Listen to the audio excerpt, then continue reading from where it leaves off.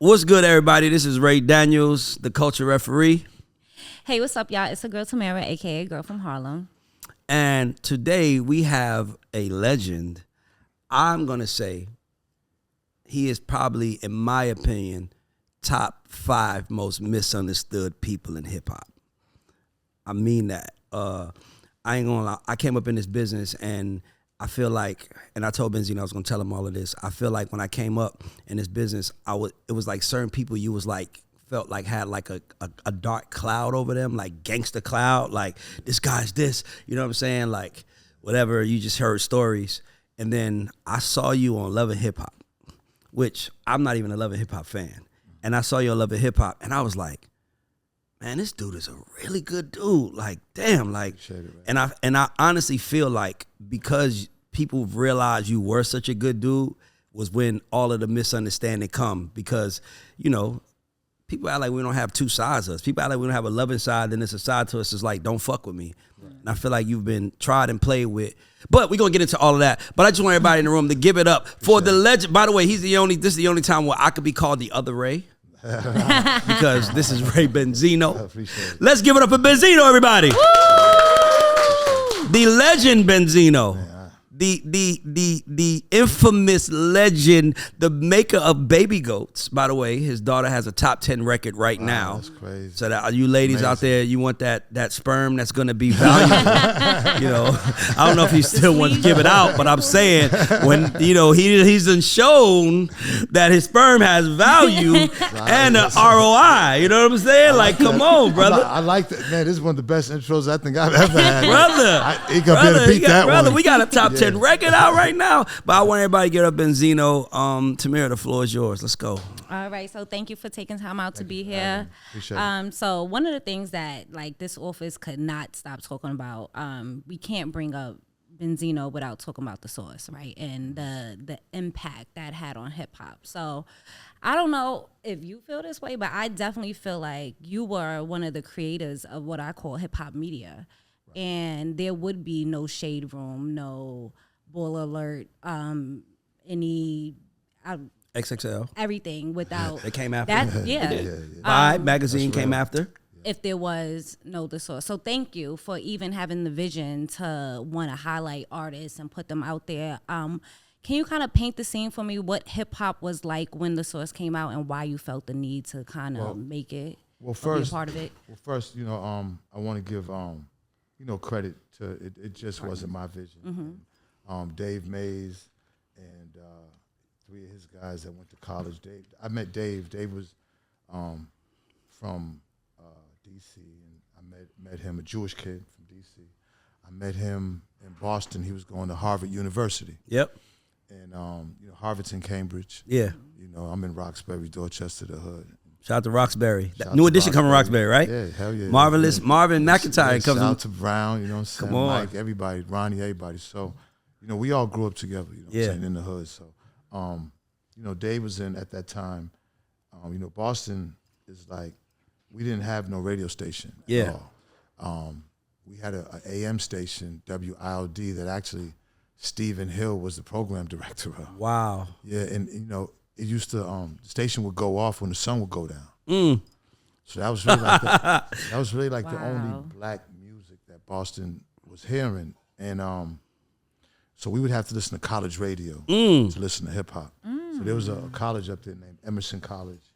Like Wendy Williams went there. A bunch of people took communications. There was a good communications for radio up there. A bunch of other people went there too. So they had this telethon thing where groups came up. I had a street rap group called the Almighty RSO, and Dave came up to interview us. It was like Emerson would have a telethon to raise money for the station, and they would call different groups, rock bands, whoever was the top groups in Boston. At that time, we had a pretty good name around the hood, with us. And met Dave, man, he interviewed us, and we just forged a friendship.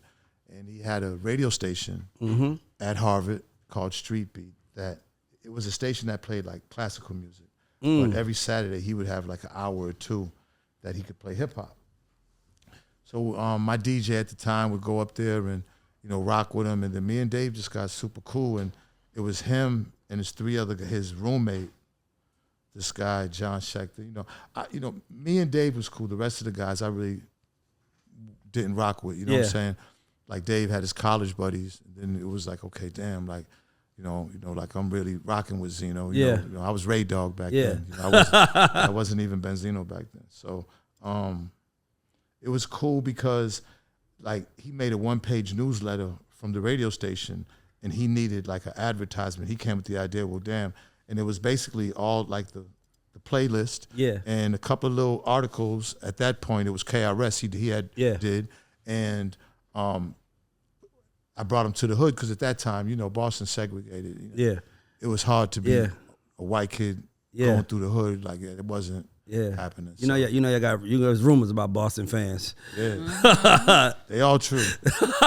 They all true. Like it's, it's Boston, we can get into By the way, y'all ushered in the first black superstar NBA player with Bill Russell. So it was like... Yeah, but Bill Russell was like, you all cheering for me, but my people, like, he was really what turned Bill into really like an activist was his time in Boston, like how racist it was. Yeah, because the documentary, they was talking about how his wife said when he would leave, all the trash cans would be turned up, and then he bought a gun, and that's when it stopped happening. And and I'm not saying that there's bad. Listen, there's bad and good in every race. We know that, but Boston's different, and they'll cheer for you if you're a black player. Yeah, but they be playing for them. That's all they cheering for. It's hard to do anything in Boston to this day being black. So Dave ended up getting an article. Ad song by Skippy White's. It was a record store. Yeah. Sold records back then. God bless Skippy White, a white guy in the hood. He used to have a record store. So Dave got an ad from him, $200. That was the first ad in the very first one piece of paper source award. So how much was it? $200? That was major. $200. Skippy White gave him $200. Well, I was in the streets hustling for Dave. It was, but that was major. Like somebody actually supported this. Hell yeah, to pay $200. Like Skippy did that. Like he paid $200. Shout out to Skippy. I don't even know who he is. He died. Now. He died. Yeah, okay, legend, legendary. He used to have the toupee. Yeah, Skippy was dope.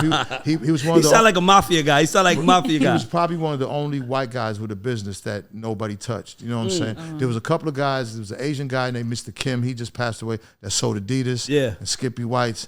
Everybody, you know what I'm saying? Leave them alone. They good. They cool. Yeah. But and they grew from there. Him and his college buddies pulled their money in, and then they started it.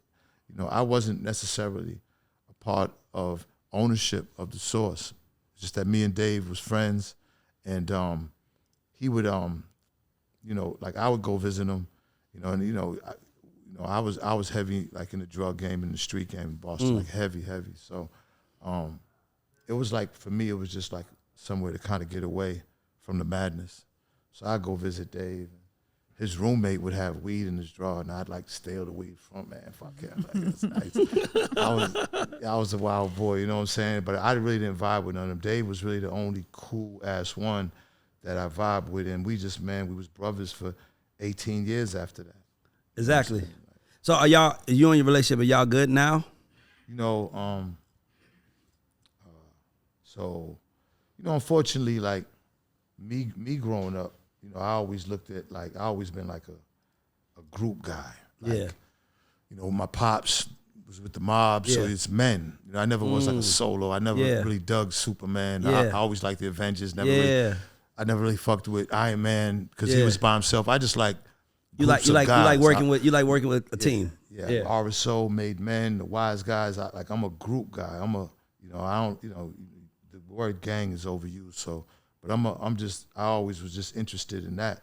And, my thing is like, when I grew up, I used to watch groups break up and be like, damn, anybody, even a starting five of a basketball team or somebody, you'd be like, damn, because you looked at these people as a camaraderie, and you look at these guys and you're looking at that like yourself. Yeah. Because when you grow up, it's just you and your guys, and you hold tight and to it. Everybody has a role. Like you this, you that person on the team. You hold tight to that though.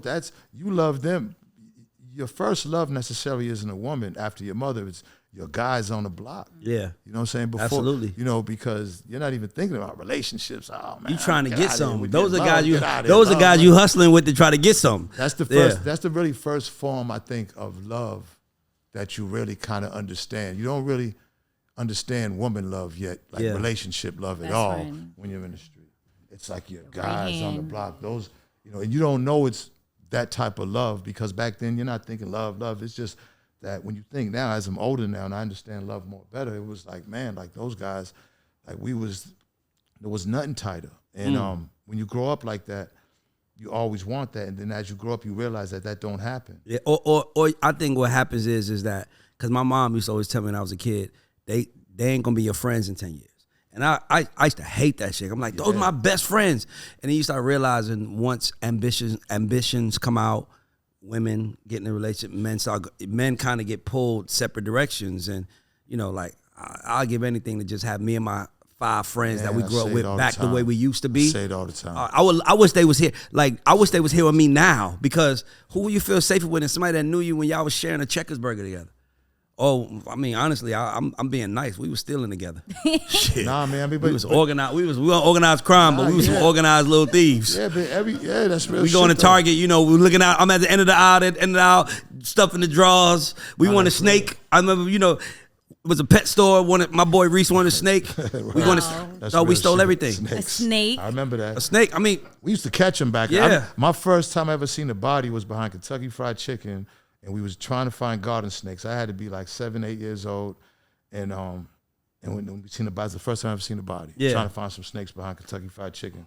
That's what it was called, Kentucky Fried Chicken. Yeah. It wasn't KFC. They changed it to KFC. Yeah, right on Washington Street. So, but you know, like I say that to say, like, I always respected people that stayed together to the end of time, and I thought me and Dave was gonna do that, and you know, it just didn't happen like that. What do you think, if you don't mind, if you want to talk about it, but I want you to. What do you think triggered the breakup, the disconnect between you and Dave?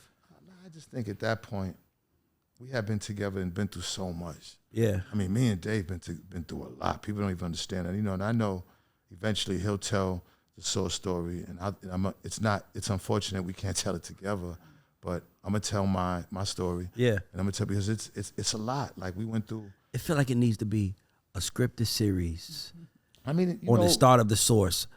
Like, I mean, me and Dave, like, one thing I could say about, and I don't, like, Dave's seen a lot with me. Like, when Dave got with me and my guys in Boston, Dave was around a lot of shit. Yeah. Like, it wasn't always hip hop, you know what I'm saying? So, when I got indicted by the feds, I was looking at, they was getting ready to hit me with the RICO. And I never forget, and God rest my mother, they went to my mother, they told her to convince me to cop out to 25 years. Because at that time, and this was like the height of the source, we getting money. And at that time, the feds was like, so it was like 2 murders, it was money, it was extortion, money laundering. They thought, the feds was trying to say, like, we was making so much money that they didn't fathom a rap magazine. We was making, at our height, we was making almost $1 million a month. And, wow. And like, so they was like, they hit me with these charges, and it was like they interviewed over 100. What was the RICO for, though? It was for money laundering, through the source. Extortion. That's what they said. They said that I was money laundering. Where the feds, I think, where the feds went wrong was, and the same thing with Murder Inc., they underestimated how much money we was making. They thought that all this money was coming from drugs. And they didn't realize, like, at that point, everybody, and I can speak for Irv and all them too, at that point, we making way more money than we was making with drugs. We ain't even fucking with that no Exactly. more. What's the use? $1 million a month? Yeah. I wasn't pulling in no and money you gotta like watch that your back. on my best day in Boston. Like, you know what I'm saying? Like, so, but for real, like, I mean, we went through a lot. And what was the breaking point for you guys?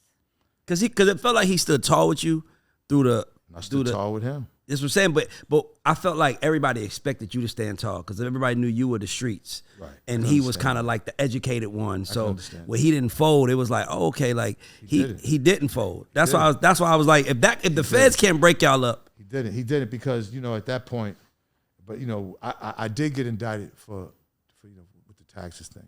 Got you. So I ended up taking that to trial. And it was like an all-white jury, and I beat that.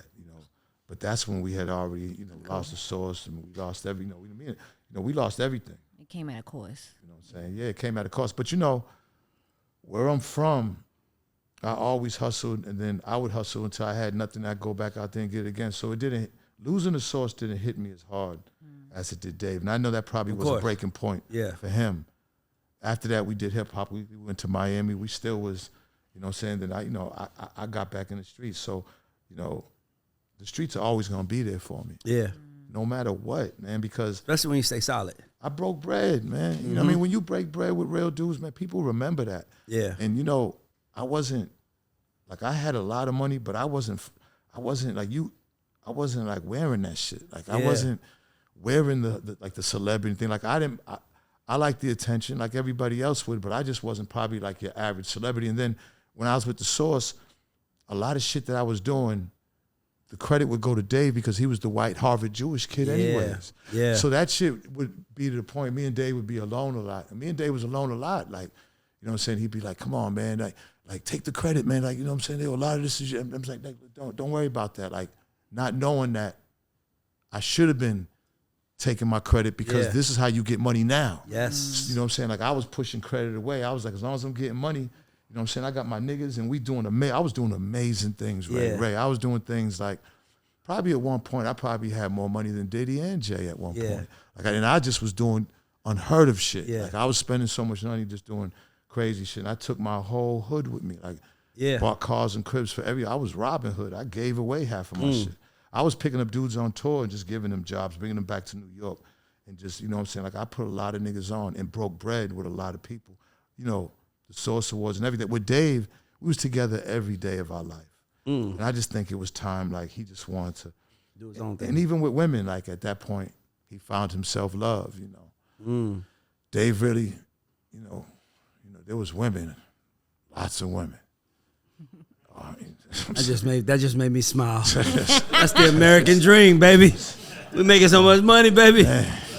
They ain't stopping. It's crazy. It just was crazy. And I was living every moment of it. And I was wilding out. Like, I didn't have any type of real, like, money. Like, it was just so much money. And I had a good run in Boston with my hustling. Because between my father and I was doing some shit with the Shower Posse. They was like one of the biggest, you know what I'm saying?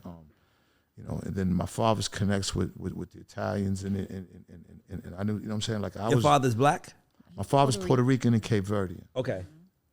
You know, but he's from Red Hook up in Brooklyn, from New York. But my father did like 20 years at a couple of different bids, feds before if he would have got time under the new type of shit, he would have been out. But, luckily.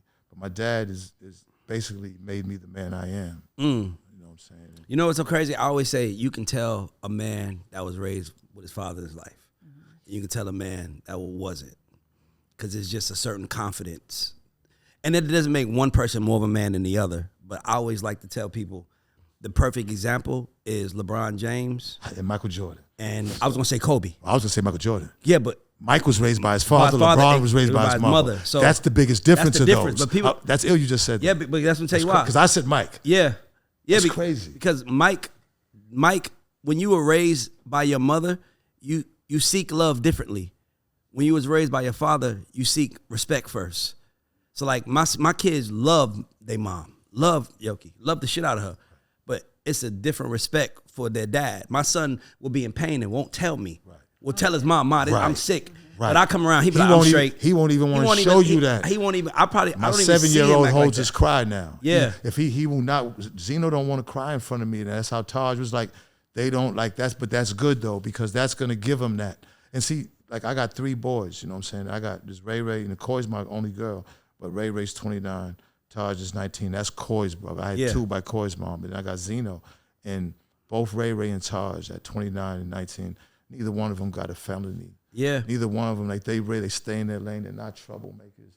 They great kids. They financially independent. They hustlers. Yeah. And I was there every step of the way to make sure that, like, street guys, I feel for street guys and not being able to live with their kids, because what people don't understand is, like, 9 times out of 10, if you're a woman from the streets young and a guy from the streets young, y'all wasn't ready to have no child. Nope. Really, none of us were. Nope. But there's that thing about having a baby, and at the time, the woman you're with, that connection is, let's have a baby. Yeah. We really wasn't ready for it. Yeah. all the issues that was gonna come with that baby. And the kids don't understand that. They don't understand that.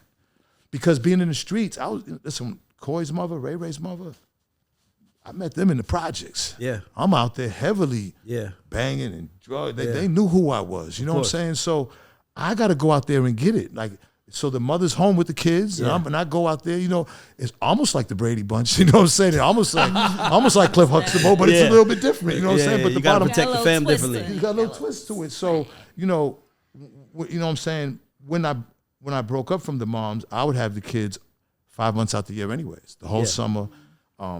All the vacations, it all amounts up to 4 or 5 months. Yeah. So the kids, it's different when, you coming home and then the kids are there and everything. But now when y'all break up with the mother and they're with you, staying with you, that's the time that, it's different.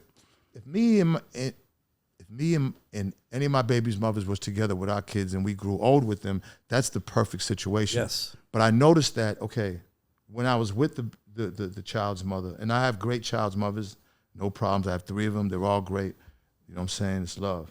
But I got more closer to my kids when we had broke up because they was with me. Got you. As just a parent. It was their own experience with daddy. I had to do all these things, you know what I'm saying, that maybe she was doing. Yeah. So I had to it helped me take more responsibility. I see you as a parent. Man and as a parent. That's what I was trying to say. I ain't gonna lie. I think it's I always say, I think fathers get a bad rap because the mother is there every day. It's when they break up, right? So and I would just say this to any kid listening: you can't take how your mother feels about your father with a grain. You have to take it with a grain of salt because she, no, this is real talk. Let me tell you why. Because the mother might feel like she might be angry that y'all ain't together, right? Here's something that even somebody like yourself, like you were that nigga. So let me tell you what I'm saying by that, because you don't have to say it. I'm gonna say it. So when you that guy, hear me out, Tamira, and women do this a lot. Women want that guy. Women want to be with that nigga. Period. But they also know that every other woman does too. So it's kind of unrealistic when you get with a nigga that pulls up in the new whips and got money. You know every girl want him. Motherfucker, you should just be happy that he chose you and he chose to build with you, because to me, this is my thing. Some man shit. Hold on. Or some man shit. We'll see with me, with me, I don't want to, we'll see with me, like, being older now and looking back, and especially doing all these damn reality shows now, with all these therapists and shit, like, you know what I'm saying? Like, I kind of look at things in a broader scope. Like, when I was with Ray's mother and Coy's mother, it's like I was in the hood. So now that I'm, you know what I'm saying, doing all these crazy things, I'm not with him no more, I can understand how they would feel. Like that's, and when I look back at it, hurt. Like I'm hurt, and I want to say on the show, I want to apologize to both my baby's mothers, Shonda and Asia. I'm sorry, because I probably didn't take that into consideration. Like when you getting all that money and you running around, you just being selfish, thinking about yourself, and you sleeping with women, and you're not. Your baby's mother done been with you since the hood. Like, stop nodding your head so hard. You making the women in the room so happy. She's I don't got a baby daddy. I don't got nothing. Zeno, I don't think I ever seen her nod her head that hard during the interview. I'm glad I can get this off. Go ahead, get it out. I want you to hear it though. Because like when you get older, you understand things more, and that's how, I can understand. So if Asia was with me or if Shonda was with me, and then I broke out, and then it's like, you know what I'm saying? That's not cool. Like that's not good. You know what I mean? It's not good for nobody. So, I got to take responsibility for that, because when you're a man, you just don't even think about their feelings and how hurt they are. You know what I'm saying? And it's like, God damn. And I paid for it later, because my first big hurt was when I was with Zeno's mother, and everybody seen it play out on TV. That was all real. Because that was the first time I was hurt. Like I'm used to just sleeping with a woman in the city and not calling her again. Like, imagine that. Go to another city, brand new woman, 2 women. Like, you get used to that, and then you have no regard for a person's family, and that shit ain't cool. But I got my karma, you know what I'm saying? And I got my karma, because that shit hurt when it happened to me. The videos and everything out. I'm not proud of that, but that's who that happened. That's who I am. So I'm not. You were a man fighting for your family. I will never downplay or let the world change the narrative that I saw a man fighting for his family. Yeah. And being transparent. Thank you. It was hard, but then that's why I say I look back, and then even the situation with my daughter, I would have thought that this would play out on the internet for this to be a big thing between us, because we was like this when we was together, and she stayed with me, she lived with me, and that's my princess, that's my love. Like we twins. How's your relationship now? Well, I'd rather not talk about that part. I'd rather just keep it on the mother part, because and say, like, I understand where everybody could be upset with me. You know what I'm saying? So that's big. People want to know that. Yeah, because at the end of the day, nobody's perfect, but you got to take in consideration feelings. And then, back then I wasn't. And then later on, when you sit back, man, that's why it's good when you get to grow old. A lot of my guys didn't. So I'm saying, I didn't think I was going to get to be this old, but the lessons you learn I'm 57, it's amazing, because I'm glad, because it really makes you a better person. Growing old makes you a better. If you're not a better person by the time you grow old, then life. You're just a fuck person. Yeah, life passed you. Yeah, you're gonna go. The lessons in life passed you. You should have learned, because if you didn't learn nothing, no growth. I'm such a better understanding, more person, man, because I was out. You know what I'm saying? It's not like I was a bad person, but there were things about me that were bad, and that right there, as it plays out, because the Love and Hip Hop, the Marriage Boot Camp, the Love Goals, I really was trying to figure it out, and I thought that, shit, I'm gonna be in love, and it's gonna be great, and shit, we're gonna get our own show, and we're gonna have money, and it's beautiful. And it just didn't happen out there. And what happened was real. Everything you've seen happen to me on any reality TV, that was who I didn't know how to be anything else. I just who I am, and they can figure it out later. Like, yeah, see, street niggas don't want to show that side, but I'm still that nigga that'll go all the way on the front line with you. But I got no problem with shedding the tear over something that I feel bad about if I'm in the moment, because that's just how I feel. I can't help that. I'm a human being. That's grown man shit. Let's get on some grown man shit. There's women in the room. Y'all better clap for the grown man shit. I just had to do that because I feel like we have to celebrate it all, and we have to celebrate the process. So I'm glad that you are able to own that, because I feel like this, man. Like, motherfuckers don't, like, my mom was hell on me, and my family can't take that I'm so good to her. Right. Like, they can't take that. And she takes so much credit for who I am. Right. And my family would be like, you would have meanest motherfucker to him. Right. And I'm like, but my thing was that I always tell people she was 24 with 3 kids on welfare and food stamps, living in the projects. What the fuck do I expect? You expect her to be motherfucking Mary Poppins? Man. And my thing is, share the same type of story, so bro. But I feel like we all deserve that. We don't never look at what someone was going through. We only look at what we were going through, right? That's just as, like, because my mom tried to make me not love my father the way I did, but my father, I ain't gonna lie, I would hear his voice and cry my whole life because he was such a nice person. But I don't know what kind of man he was to my mother. You feel what I'm trying to say? I mean, I loved him as a man for me, but I don't know what kind of man he was to my mother, so I got to give her grace for how she felt about him. Of course. My dad wasn't even around. My dad would send me on. I was doing missions for my dad. Real grown-up shit at a young age. My mother wasn't with none of that. She old school, Catholic, Cape Verdean. Oh, you know what I'm saying? Sit there Sunday, be like this. Oh. Real praying mom. Man, so like my mom she wasn't with that. So, but my dad was heavy in the streets, and I'm like, she must have knew that when she got with him. Yeah. So, but they never got married, and he was in and out of jail, but that was still my hero. Yeah. And there was times where I took care of him, like. You know what I'm saying? So I didn't see anything. Well, you wasn't there, and because you wasn't there, and I got like 11, 12 stepbrothers and stepsisters. Oh wow. Yeah. So, but I don't. But you still love them. He's to death, and that's my. He's still living. My mom ain't, but that's my.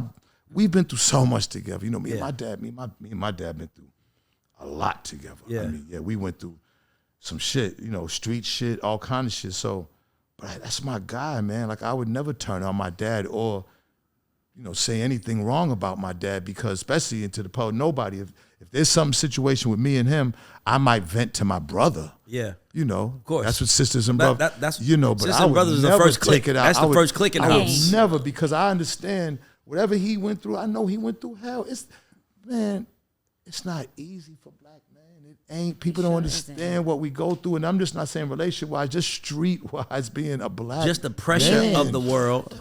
It ain't easy. So I wish society and black women would kind of at least understand that part a little more. You know what I'm saying? When the man, hold on, I gotta stop real quick. When the man is saying he fucked up and he would have done right, the woman is like. As soon as he says, I wish that black man got more grace, she like. No, I was waiting to see where he was. How much more you want, motherfucker? Like niggas. Wait, hold on. I want to ask both of you. So both of you guys are black men raising a next generation of black men and women. Both of you guys are raising kids. As black fathers, what do you think your number one in raising them in this world? To be there. Your number one obligation is to be there. In all facets, financially, spiritually, everything, as much as you can. If you're not living with them on that phone, FaceTime is dope. We didn't have it back then. FaceTime, me and Zeno FaceTime almost every night now. Mm-hmm. So, because he stays in Miami, I'm in Atlanta, and we're like this, and it's dope. I can watch him do everything. Like FaceTime, that's the greatest thing about FaceTime is that for a father, you can see your kid every single day, and so there really isn't no excuse. Is that the same relationship though? Still, like even though it's just over the phone. Well, 2023 is different from when we grew up. From 73 and 83, and even 93. Yeah. Like this is the new relationships. Yeah. It's the internet.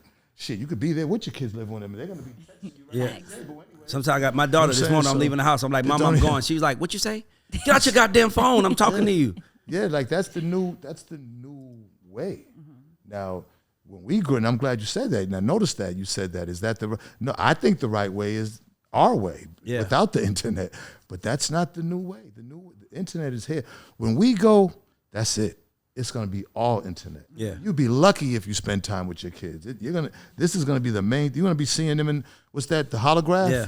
It's the days of personal relationships are getting, because our community, man, like our families are being broke up a lot. We're getting more and more distance from ourselves, man. Like, and social media has a major part to do with that. So. And I think the reason why social media has a major part to do with it is because we are all watching everyone's perfect life, the life that they want to present to us. So, like, you and your woman will be arguing about some shit that another dude did for his woman, and I'm like, well, you should go be with him then, because I'm me, and I'm going to do it my way. And for me, to answer your question, what a father does for his kids is, I believe fathers give their kids confidence. That's why we reference to Jordan and LeBron. LeBron is an incredible player, but it was incredible. I love LeBron, by the way. But LeBron said, remember when the George Floyd thing happened, he had a famous tweet where he said, man, why they don't love us?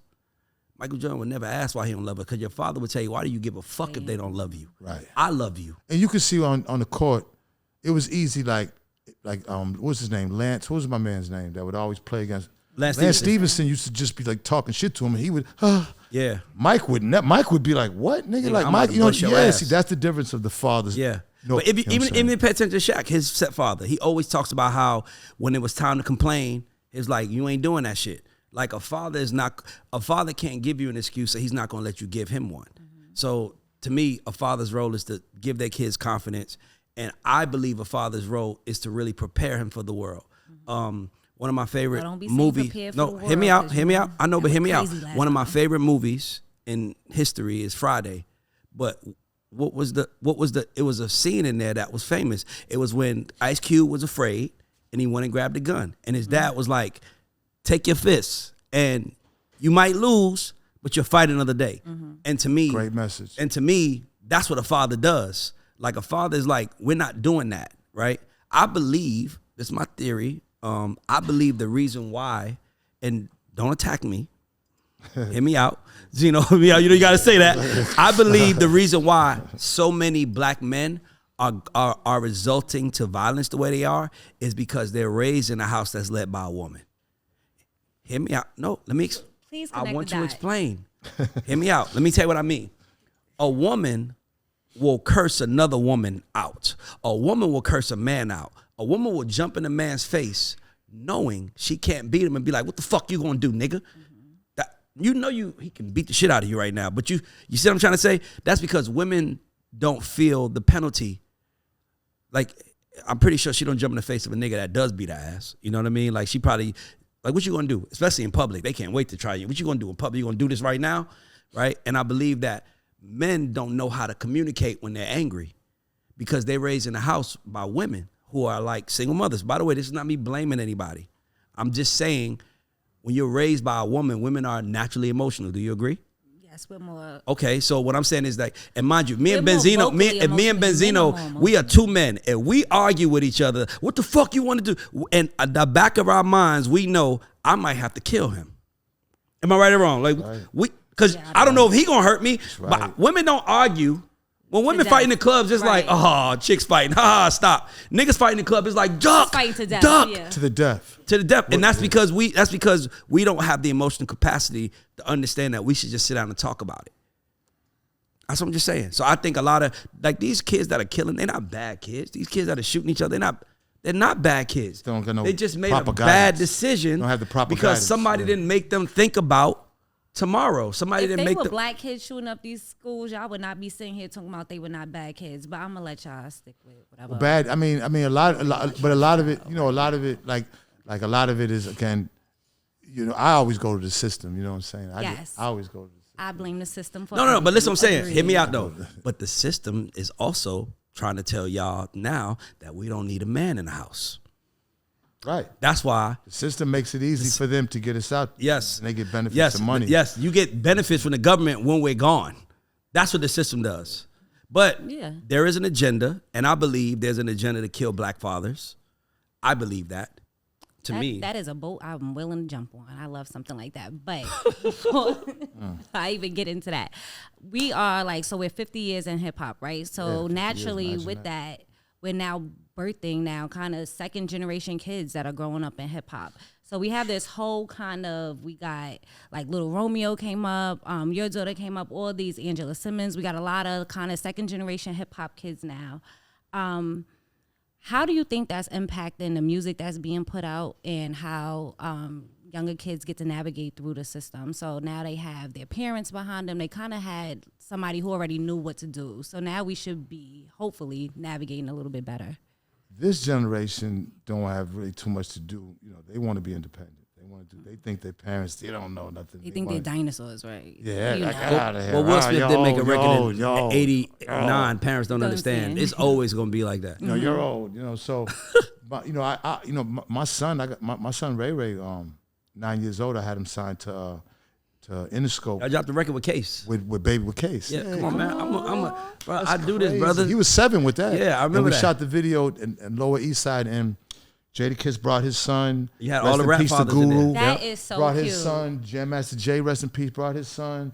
And it's funny because they're all older now, but that was like almost, Ray's 29, that was 22 years ago. Gee. And it was called Shine Like My Son. And you got the end of something where He's So Strong, where he yelled, he's so strong. Yeah, Ray 20. So, I got really 2 kids that were signed to major deals, and it's like, my thing is they grew up in studios. Their whole life. My whole life has been involved with hip hop. My entire, I was 11 years old in the Bronx, scratching in the basement. My grandfather, I'm hip hop. I'm like a hip hop junkie. I love hip hop. I had a 10,000 album collection of there's not too much. My mind to hip hop is real. I love hip hop, and I think 50 years old is amazing. I think without hip hop, where would we be? Hip hop has put so much money in families, and hip hop has helped so many street guys that would have never had options to have opportunity to eat. God gave us hip hop, for real. God gave black people God gave us hip hop. Without hip hop, we would be in trouble. God did this. God We'd all still been fighting for shout out the to NBA. Right. Right. I've been trying to dunk and shit. You know what I'm saying? Right. It was Biggie said, you either sell crack rock or you got a wicked jump shot. Now you just gotta have some bars. You don't even got to have bars. Yeah, wait, why we on pause? You gotta be able to make a great hook and a great something that people want to sing, and boom. You don't gotta have bars. All you gotta do is show your ass and twerk good and say a few things, and how do you feel about win. that? Good I question, feel like Ray. I feel like the best line in hip hop the last 5 years is "It's cool when they do it. Problem when I do it. Fuck 'em." But that's a big thing that I want to talk about, right? So men for the beginning of time get to say, what was the song about the butts they used to sing? What's the song? Junk in the Trunk. What's the song from back in the day? From the West Coast. We saying because now we got Nicki in our head, but the original, Baby I got like that, that. right? Yeah. See, y'all been Baby outside got talking back. about booties and all that since the beginning of time. R. Kelly, since I had y'all a love song the called reference R. Booty. Kelly, y'all want to talk about yeah, making love and humping and all that. Mario. Teddy Riley produced Mario it. Wines did Mario that. produced Rock the Party. Yeah, Teddy Rock the produced Party. Booty. Yeah. I had a song called Booty. All the good stuff, right? Hold on. But when Oh, shit, females, go now ahead. that females are outside claiming their sexuality mad and at it. talking, I say so. Can I tell you the difference? what's the difference? You just helped me realize the difference. Oh Jesus! I always give you this like. I'm not mad at it. I just hope don't not. want to hear my daughter because That's not fair. No, but Why is it not only fair? because What it's do my you daughter. mean? It's just because it's my daughter. Like I love the new song because I can vibe to it, but I can't vibe to a song where she's talking That's about that. That's biased, just because yeah, my 'cause dad. that's But this is a great time for female rap, and guys better relax because females said, you know what, we're gonna use our sexuality. They've been using, we're gonna use it, Now, I don't and they're mind killing that. it. And I don't got Now, no I don't problem. mind that. Wait, hold on. But if Can't- your son was talking about sex, you wouldn't mind hearing it. You're right. Exactly. There we go. That's Thank you. I because get one point. so when the daddy is in the house, can't guess help what he that. says? I can't help that I am a man. This is what daddies do. Period. We don't try to make. So what? We Boys we will not. be We, boys. We back to the. why the, that's how it's been since the beginning of time. And now women are different versions of themselves. And we know why. And we're not gonna. I'm not mad at it. My son wanted me to post a mixtape, and he had pills and syrup on it. And I didn't do that. Okay. Okay. I like You know, that. There's some sort of. I don't. Yeah, and even like boundaries. he doesn't really rap all that crazy, but when he does, it's like like I'm in a. It's an ill position because my daughter that's what Corey's like. Hold up now, because the first time I remember Corey really digging was she was listening to Chief Keef, and I was like, shit. I said, fuck, man. I was like, God damn, what am I gonna? I don't have like. I remember calling people like, what am I gonna say? What am I gonna do? I used to like. Then, because I like Chief Keef, you know what I'm saying? Like, yeah, like, I'm like, damn, she likes Chief Keef. Fuck. I love that. And I'm like, You're a little confused. Like, yeah, I was like, there's no book, there's nothing for me to reference. I can't even talk to my father about this because I would talk to my father about everything. And he didn't even have too much to say because he don't know Chief Keef. So it's like, I'm like, I didn't, that's where it all kind of went wrong. Like, you know what I'm saying? Because if I would have went to Corey and says, you can't listen to Chief Keef, or because she's about 15, 16, listening to Chief Keef. So I'm like, damn, and she's smoking. I don't want her to smoke. of course. So it's like, damn, like, so I don't want to be the bad guy. You know What I age mean? you started smoking weed? 13. Exactly. Right. But What am I you want supposed your, to but you want your do? kids to be better than You're you. right. Yeah, we do. It's called theory. necessary hypocrisy. But you Ooh, also. stop. I like that. Hold No. on. Put that Say in that the- again. Necessary I hypocrisy. like that. Okay. I like that. I'm That's saying? a good Like, one. I don't want them doing everything I did. Like, just wait. I want them to be better than me. That's the But whole you thing. still have to remember where you were when you were that age. Like that's a big thing. Like my best friend, she's raising a kid, a teenager now, and she's not going to school. They're doing the vapes in the bathroom. And I'm like, you were smoking weed at 12. You lucky she's starting at 15. But like you said, we want to be better. But it's like, you got to remember what you was doing when you was in 9th grade, 8th grade, all that stuff. Like we have to remember to put ourselves in our kids' place. Have some grace for them. You want them to still be able to come and talk to you. I agree with that, by the way. I agree with that. But I understand. But I want to say this though. A father seeing his daughter do certain things is always going to make him uncomfortable. Bro, it's hard. Like, I feel it's like just- fathers' goal in life is to keep their daughters off the pole. I feel like that's Yeah. what they It's hard. But the contradiction is that most dads like the girls that are on the pole. exactly. I get that. But my- necessary That is somebody's hypocrisy. daughter on Yes. the pole. yes, and but I'm just saying, I'm pretty sure, and not only that, I can't relate to that. And when you hear women making certain kind of records, it's like, I just can't relate to that as a man. I can't relate to it. Somebody's mother has to listen to their son say certain things. And that So person might not as relate to it as a fathers- mother. That's a great point. And Biggie mom talks about how she couldn't Yeah, she believe couldn't. her son was cursing. Yeah, she she's said old she's school never heard. Jamaican. You know she wasn't with none of that. She said she Her never ears were heard. probably bleeding. She said she never listened to one. She listened to Biggie one time, ever in her life. I heard him cursing, and I never played his music ever after that. But as a son, you respect that. I respect that, ma. But I'm also. But when that bread coming, it's like, wait a minute now, you know. Yeah, but that's what I say. Curses ain't too bad. But hold on. But I'm also here, Mom, to make sure. Diamond necklace. Curse all you want. You know what I'm saying? Those some extra curses. I'm also here, Ma, to make sure you're good. Right? Period. So I think mothers respect when their sons make it because their son usually comes to, like, everybody, like, niggas. Well, these 80s mothers are different. They with that shit. They twerking on headlights. Oh, nah. They twerking on headlights too. Mothers a little. Yeah, they on headlights too, twerking on headlights too. They with it. They grew up on 2 Live Crew. This is the first generation. This is the first time in our culture that, because look, when I grew up, my father was so far away culturally. Right now, we're all together. You know, the women and daughters are wearing the same eyelashes. They don't have nowhere to Same shop. clothes. Same Fenty makeup. They going on Fashion Nova. Fashion Nova outfits. It never was like that. I never wanted to dress like my dad. I never wanted to dress like my dad. My dad wore a button-up shirt so tucked far in away with slacks. I didn't want to be like my dad. Right it's now, the internet. We're sharing a common space. Since it's happening, it's hard for us to really deal with it and then the kids are looking at it like, well, okay, shit. If you my peer, then shit that I could say and do what I want, and that's where the problem. And is. I'm gonna tell you the biggest problem, Zeno. I'm gonna tell you the biggest problem with social media is that our kids get. See, here's the thing. See, all of us. I don't know who my mom was. I've never seen my mom be a woman to a man. Ever. Like, I've seen her have a man, but I don't know how my mom feel. Like, if you're a mama, if you got a 10-year-old and they follow you on Instagram and they see you post a meme like, I just want to be fucked and slutted out on vacation. Now I know how my mom feel, right? Bro, come on. Like, now I know. Like, you see your mom posting shit like I just want to be, this is me on somebody's son. I never saw that from my mom. I never saw my mom. This is a whole new time. So these kids are feeling like it's easier to get access, and not only that, they also know you're doing it too. Yes, that's what it is. I see it for myself, Dad. My mother, I never even my mother and father. I guess I never even seen. My mother would never even let me see with another man. So years later, before she passed, she was hooked up with Larry. Now, my mother's in her 70s. he ain't like Larry. And my mother introduced me to him. I used to be like, nope. He's a Larry. I don't want a relationship with him. I don't. You know what I'm saying? He used to try. Hey, Ray, I got some tickets to the game. Nah, I'm cool. And I probably shouldn't have been, but it's just how I grew up. You know what I'm saying? It was like she didn't let me see that. Zeno, he wanted to just go outside and play catch with you. I wasn't with it. Larry was just like, I'm going to go play catch with him. The first time Larry spent the night, I just was like, hell no, I'm out. Like, yeah, but guess what? Imagine I would always go to see my mother and stay with her because me and my mother was like this. Like, it was just me and her. You know what I'm saying? And, yeah, I wasn't with Larry. I never seen. Listen, because then I didn't even want to think about my mother at that age having sex. Like, you know what I'm saying? I just wasn't. And Tamira, can I say something? And I never. If I had it my way, Larry wouldn't have been around. You know what I'm saying? Is Larry?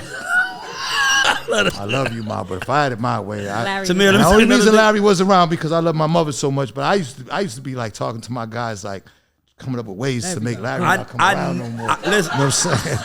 I didn't like Larry. Yo, we need to do a movie on Larry. I love Larry. Like, his nigga, he was struggling trying to be your friend.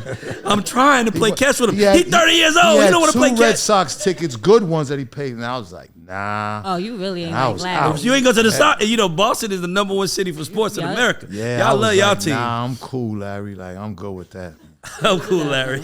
But Tamira, can I tell you something? Yeah, let me hear. I have never seen my mom in a thong.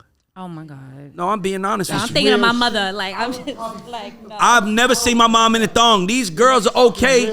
These girls are okay with their kids seeing them in a thong online. I would have been mad as shit if I seen my mother with a thong on the beach. I just want to be bent over. I want to be bent over a balcony. What? At that point. Fuck. You hear me? They're seeing not only their moms, their teachers, all the women that they look up to, they're getting to see now in thongs and sexual. So their teachers are I ain't trying to age myself, but I would sit on the phone with a girl for 3 hours begging her to send me one of the pictures that these girls post on IG every day now. So when you have that much access, you don't even know what the fuck to like. Like, listen, this is random. My first porno, me and my friends, me and my friends saved up $20. We had to walk up the hill, get on the 89S, go to College Park train station, ride College Park train station all the way to 5 Points, find the African who was okay with selling to us. We bought the porno, Was it white or black? Was it black. black. My baby got back Who was four. she? Thank you. Who was she? Got back four, bro. Do you remember the name? I'm so happy to hear that. Oh, the girls on the video? You remember the name? Janet Jack me. Janet Jack Vanessa me. Del Rio. No, Seeing the Vanessa Del size Rio. of the black girls. The one that was in Pac's video. Remember her? The one. Yes. That was in Heather Hunter. They are Heather having Hunter. a She was a moment famous. Yeah, but my thing is that, Classic porn and we stars. listen. We had to ride the train back. Take 89S back. 8 o'clock. We stop it. We walk to the neighborhood all the way down the street, and we get to the place where it's like, all right, boo man, we're gonna put it. So y'all was watching porn together in a room? We gonna put it at your house, or we gonna put it at Tamasha's house? Cause you know my mom, she make my bed in the morning, and I can't hide nowhere. Tamasha like, my mom made me clean my room, so I'm gonna put it under my mattress, cause I gotta clean my room anyway. All right, and when we wanted to watch it, we had to find somebody, give me the tape, and we sat in the room together and watched it. Holy shit! Now just think about all I just described. Now all the kid gotta say, are you 18? Yes. Oh. And now he sees it all.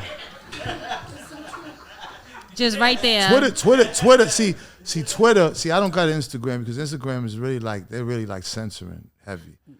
Twitter's out of control. Yeah, Twitter. That's my favorite. My favorite My social media. goodness. Bro, they got Lord, girls on there. I got man. girls on there. Like I get an example. Sukiana right now has on Twitter sucking dick right now. Well, that's on her OnlyFans. You know. No, but she puts promoting, clips. yeah. Like I mean, commercials. they all do. Like commercials. I mean, I got an OnlyFans. I just don't put it on Twitter. Yeah, Right. but You know what I'm but saying? like Samira wants to talk about that. I'm just glad you want. Hold the fuck up. Hey, look. Hold up, man. She been wanting to say that. Did you say She said that he gonna bring it I up. had my OnlyFans for almost 2.5 years or something. What kind of content we got on OnlyFans? It's like so with me, I made about 40 bands from OnlyFans. You know what I'm saying? And I said because I like to work out a lot, and I just was man, I'm man, if they want to look at the beefcake So it's and workout get paid, you know what I'm content? saying? I'm I was all the way for it, and you know what I'm saying? I just started posting pictures, and money just started coming in. I was like, oh shit, this is amazing. Is it like I'm Chippendale? 55 years old. I'm 57 now. I was 55. I'm like, damn, this People is are paying all to right. see you. Yeah. And I just left it up there, and I still get paid from I still get paid from OnlyFans. That's what I'm saying. I'm 57. I was born in 1965. Ain't this is all really some crazy dream or something. Yeah. Life, for real. I don't even. This is it gotta be because this shit is out. The shit that's happening and everything is just there's no way. I just take advantage of situations. I see opportunities and I make the best of them. And I feel if you're working out and if you're confident in your body, get on OnlyFans and get that bread. Why not? You ain't hurting nobody. You know what I'm saying? What do you? I have a question for him, but I only have a question. make thousands Now listen to me. I only have a and question thousands of because he brought it up. What if your daughter wanted to get an OnlyFans? Yeah, I would be pissed off and course. heated and disgusted. But you gotta respect that. Necessary hypocrisy. Necessary. I love that. Put it on a T-shirt or something because this is out of control. Yeah, because as a father, see, the father and daughter relationship is unlike anything else. And believe me, I'm glad I only got one. Yeah, I'm gonna be honest with you, because two would have probably I'd have been finished. I'd have been over with. So I done becoming survived a everything. father, I wouldn't have survived 2 daughters. There's becoming no a father to a girl, did that change the way you treated females at all, or did you just start realizing it way too late? I feel I was don't get me wrong, I treated females well when I was with them, never disrespectful. And if I say something to a female and she didn't want to give me her number, I didn't. Oh fuck you. Nah, I'm a charmer. My father taught me that. I just I just wasn't faithful. You know what I'm saying? So that's where I got bored easy at the time. And I treated them good. I just cheated on them all No, crazy. but No, when I was Look with at them, both. I'm saying, when I was with them, I'm saying the times that we did spend together, and even the times that we had sex was an amazing time together. It was something happened. If I didn't, if it was just that and they wanted more, then that's where the problems was. I've only been really 5 relationships. So I got to ask you a question. So just because we talk about relationships, I want to know when you were cheating, did you lie about it or did you tell them that's what you was doing? That's what it is. No, I 100% lied about it. You know what I'm saying? So I got to ask you a question. I never was a nigga. Yeah. Zeno, I got a question for you. I got a question. Yeah. 1,000% every single Now, time. listen, I got a question. Every time. Why did you lie? Wash with the soap, never body wash because Oh the my smell God, stays he on. has a whole Soap takes procedure. off the smell, not body wash. listen, I'm just. You can't come and smelling I was like a shower. freshly. I was a shower taking motherfucker. I was a You're not gonna clean come and motherfucker. smelling like Dove, and you're supposed to be outside all day. Dove is not good because it got oils Oh, in it. he got see. Look, this might as well be the guy. He's about to. Don't if ever you need use to- Dove. Don't ever cheat and use Dove because you're gonna still smell the sex. Hashtag because it don't has cheat and oil use in it. Dove. The oil still keeps the scent on. You got to use like an ivory or something to wash all the oils off. You have some experience. I never heard this shit in my life. This, True. this is By the way, this is what happens when you have a daddy in the house. A daddy tells his son, "Look, man, you gonna be out there fucking around. Ivory soap." Yeah, yeah, I ain't never heard that before. yeah. Trust me. But I ask you a You question. can still smell sex on you when you use Dove or things with oil in them. Like it's like lotion soap. You got to use soap to get that off you. I gotta say something funny I see about why girls if you be you his could, listen, butt. let me tell you something. You could tell a man, you could tell Zeno, it's 50 niggas outside and they all trying to get you. Where they at? Yeah. What the fuck is up? Let's go. But a nigga lie. Where were you at? I was nigga be ready to go to war. You don't want to. Number one, you don't want to hurt her because you feel bad. And it's the truth. I got a conscience. No. You don't want to hurt me by telling me the truth, but just not cheating on me. No, that wasn't even an option on the table. No, because you really don't know. I can make. Hold on, Zeno. I can make cheating make I sense. would love not to I know. can make cheating make sense. You tell the out. truth, right? You actually be like, yeah, I cheated, and it's all good. I don't think it's cheating. I tell the truth. No, it's but cheating. Hear me out So real if quick. the tree falls and nobody hears it, the tree Can I don't tell you fall. something, Tamira? Let me Okay, ask you a okay, question, I'm sorry. Tamira. This is how I view cheating. I got you. Tamira, let me ask you a question. You're a woman. Tamira, do you eat chicken? Yes, love chicken. Chicken is love chicken, right? She loves chicken. Okay. Wait, what is chicken? Hold on. No, chicken. It's chicken. Okay. Somebody comes in here with a plate and has a piece of chicken on there cooked, seasoned, everything. You gonna fuck that chicken up, right? If you hungry. You were good at analogies, Can you let but me I'm finish? Okay, go Can you ahead. let me finish? Okay. You gonna fuck that chicken up? Yep. Now, let's say somebody came in here right in front of us with a live chicken, cut that motherfucker head off, cleaned the skin off, blood, everything in front of you, and did everything it goes to get all the way to the end that's on the plate. You still eating that chicken? Can you make Yes the or no? point, please? Are you Where's this eating the going? chicken? Yes or no? Not when I Of course see you're not. You kill want to know it. why? Because now you know. But it happened and you just didn't see. Oh, please. Oh, bull. You mind fuck yourself. Bull. Ow. Bullshit. That's all right. No. That was deep. But That was now deep. that That was I deep. do know, was I'm deep. gonna stop eating chicken. Y'all niggas know the Hey, hold on. And y'all still Stop. eat the chicken. I like this. Y'all still I eat got the you. chicken, though. But with everything, I know, so Tamira, moving forward, I'm not gonna eat the chicken no more. Y'all gonna keep eating the chicken. everything I just said happens to the chicken without you seeing it. You're mind fucking yourself, Tamira. You're mind fucking yourself, see what baby you're girl. saying. It happens, my nigga. The chicken is not fucking made in a factory. It's born, it's bled, the head is cut off, hold on. it's skinned, and it's all this shit, and then it's just presented to you. So what he's Listen. saying, as men, we just present you the chicken Listen, I like being the way you want to see it. I don't know. Keep it Well, out there. I mean- Not my business. I mean- as long as I don't get nothing, you don't bring nothing home, you ain't got no babies. Do it in another state. That's how you feel about chicken, by the way. As long as don't give me no diseases, I don't have to eat That the is blood. exactly how I feel about chicken, So 'cause cheating if and I chicken, didn't feel eating that way, chicken I'd is have the been a same vegan. thing. Leave us alone. I wouldn't compare eating chicken and Have chicken. you ever to cheated? the Have you ever same. cheated? Yes. You have cheated? Yes. But cheated? so your cheated was predicated Yeah, on I because you was kinda- mad I at fell him, out. right? No, it was not that at all. Why Oh, Why'd you you cheat, cheated because Tamira? you was attracted to somebody else? I fell out of love with the person I was with. Why do Fell you out of tell love? him?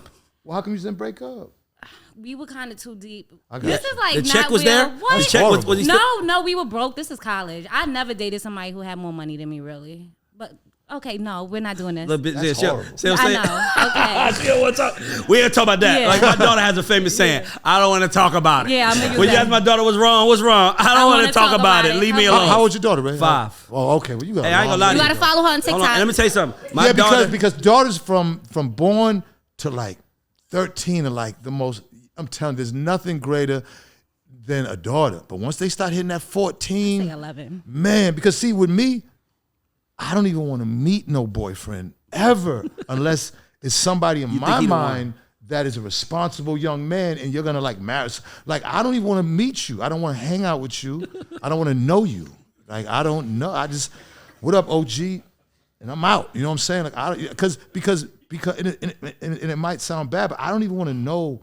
I don't even want to have nothing to do with you unless you're going to marry my daughter. And I know you are, because, see, I know all different types of guys. And I know who you are as soon as I see you. We don't even got to say nothing. I know who you are. Just by the way you dress, walk. Because you used to be him. Oh, give me some leads. So you say, well, if you see him like, I know he ain't shit, because what? Niggas coming on with tattoos on his face, I don't even want to talk. You can't touch your daughter. I want to talk. Out of here. Okay. If niggas is coming on with sagging ass jeans and then, you know what I'm saying, slanged out, I don't even want to talk to you. If niggas is pulling up, boom, boom, boom, boom, boom, boom, boom, boom, boom, I don't even want to talk. You know what I'm saying? Now, if you coming in, you got a suit on, you looking good. You know what I'm saying? You said a suit. Listen, I'm not gonna, or a nice sweater, right? Or even some nice kick sweater. Like if you coming in dressed nice, and if you're really like respectable, then I'm, what's up? How you doing, man? Like, and if your conversation is on some old college shit and career shit and some shit that I don't know too much about, if I don't know too much about it and you talking some, I'm like, yeah, you're for my daughter. All that other like. But what you don't realize is that if my daughter brought home Chief Keef, my life is fucked. If your daughter came Chief home with Keef 18 is one of my favorite young artists. I'm a gorilla in the zoo and all that, but I don't want my daughter with Chief Keef. And I know it sounds crazy, no, but it doesn't. Unless you're a father, you just don't understand, man. No, it doesn't. You know but I'm saying, do you not realize that your daughter's gonna want a man like you? Yeah, that's what I was gonna ask. So, would you let your daughter date the younger version of you, or no? Hell no! Like no, I don't. You know what I'm saying? Like no, I don't. You know what I mean? That's what I'm saying. Like as a dad, what should women look for in men? Like nowadays, right? We've had this conversation about women's role in men. So funny, you should look for a man with a really kind spirit. A spirit. A really kind, good-hearted spirit who is intelligent and is not so much into street shit, because it's only gonna bring problems, man. Like I mean, I'm just saying it based on me. Like as a street nigga, like it's not the shit gonna be all over the place. You know what I'm saying? So like stay away from. You know what I'm saying? Street niggas just, you know what I'm saying? Look for it's ups and downs. There's gonna be some ups and downs. Yeah, it's just not. You know what I'm saying? Like your life is gonna be crazy. Just find yourself a man that is career driven. Just has some sense about himself, man. I gotta ask you a question now, Zeno. I'm about to put Zeno. I'm about to put tattoos all over. Zeno, I'm about to face, put you on the spot. This is a good one. And shout out to all my niggas with tattoos. All y'all are cool. Yeah, I just know what you did. Because these are my niggas. Just can't date his daughter. But you got a face tattoo. I fuck with that. Yeah, I know that. I've been looking for it. I love you, bro. Yeah, I love you, bro. I'm like this man has face. I love you. Hold on. I got you a question. This is a great question. Can you give me 3 rappers? Oh, Lord. That you would be okay with your daughter dating? That's a good question, Ray. None, nobody, and none of them. You know what I'm saying? So hold on. If your daughter came and told you she was dating Kendrick Lamar, you won't be happy. No. J. Cole.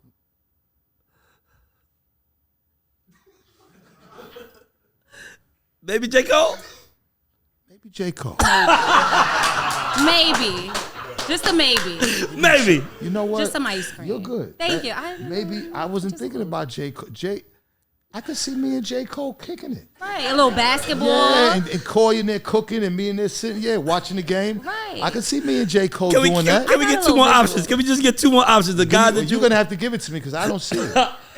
I don't see him, but J. Cole's a good one. J. Cole's a good. I think Kendrick Lamar's a good one, and he got his wife on the album cover. Jeez, I had the other one. I forgot who.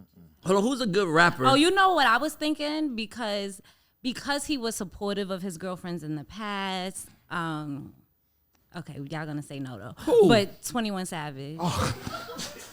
He had the sign that said "Call me a hoe" or some shit. He got a knife on his head. He said no face tattoo. Wait a minute. But she makes a good point.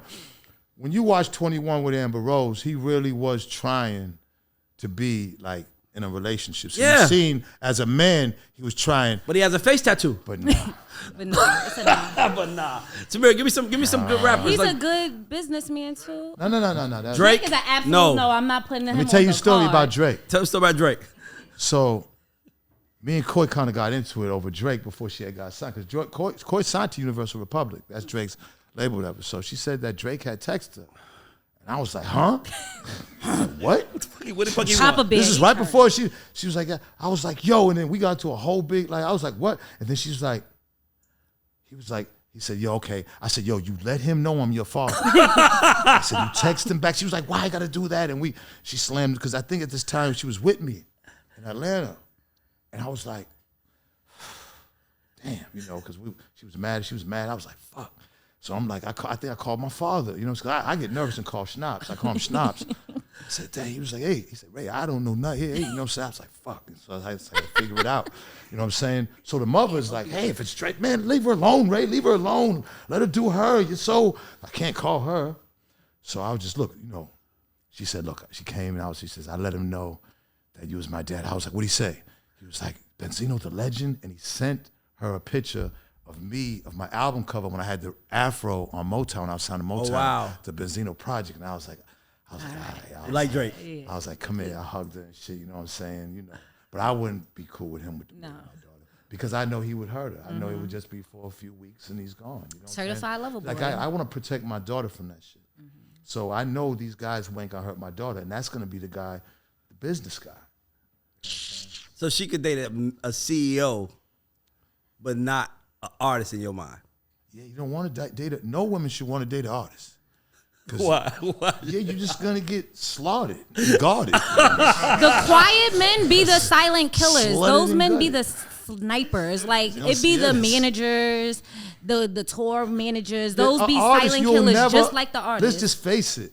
Like an artist, Men are the silent fantasy killers. of it and the look of it and the money and the trips and everything. But I'm saying, like, there's too many women that want the same artist, and nobody is just not gonna work. The only how a man cannot cheat is if you really aren't in that business, or you with him everywhere you go.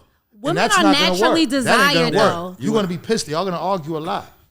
Women are naturally desired, though. So literally, we could go out the house, no makeup, no money, no looking like literally shit, and men are still gonna with come a after fat us. ass walking through the mall. Everybody No gonna be ass. Like, You don't gotta have no ass. Now you're gonna have a problem. Then you're gonna have a problem.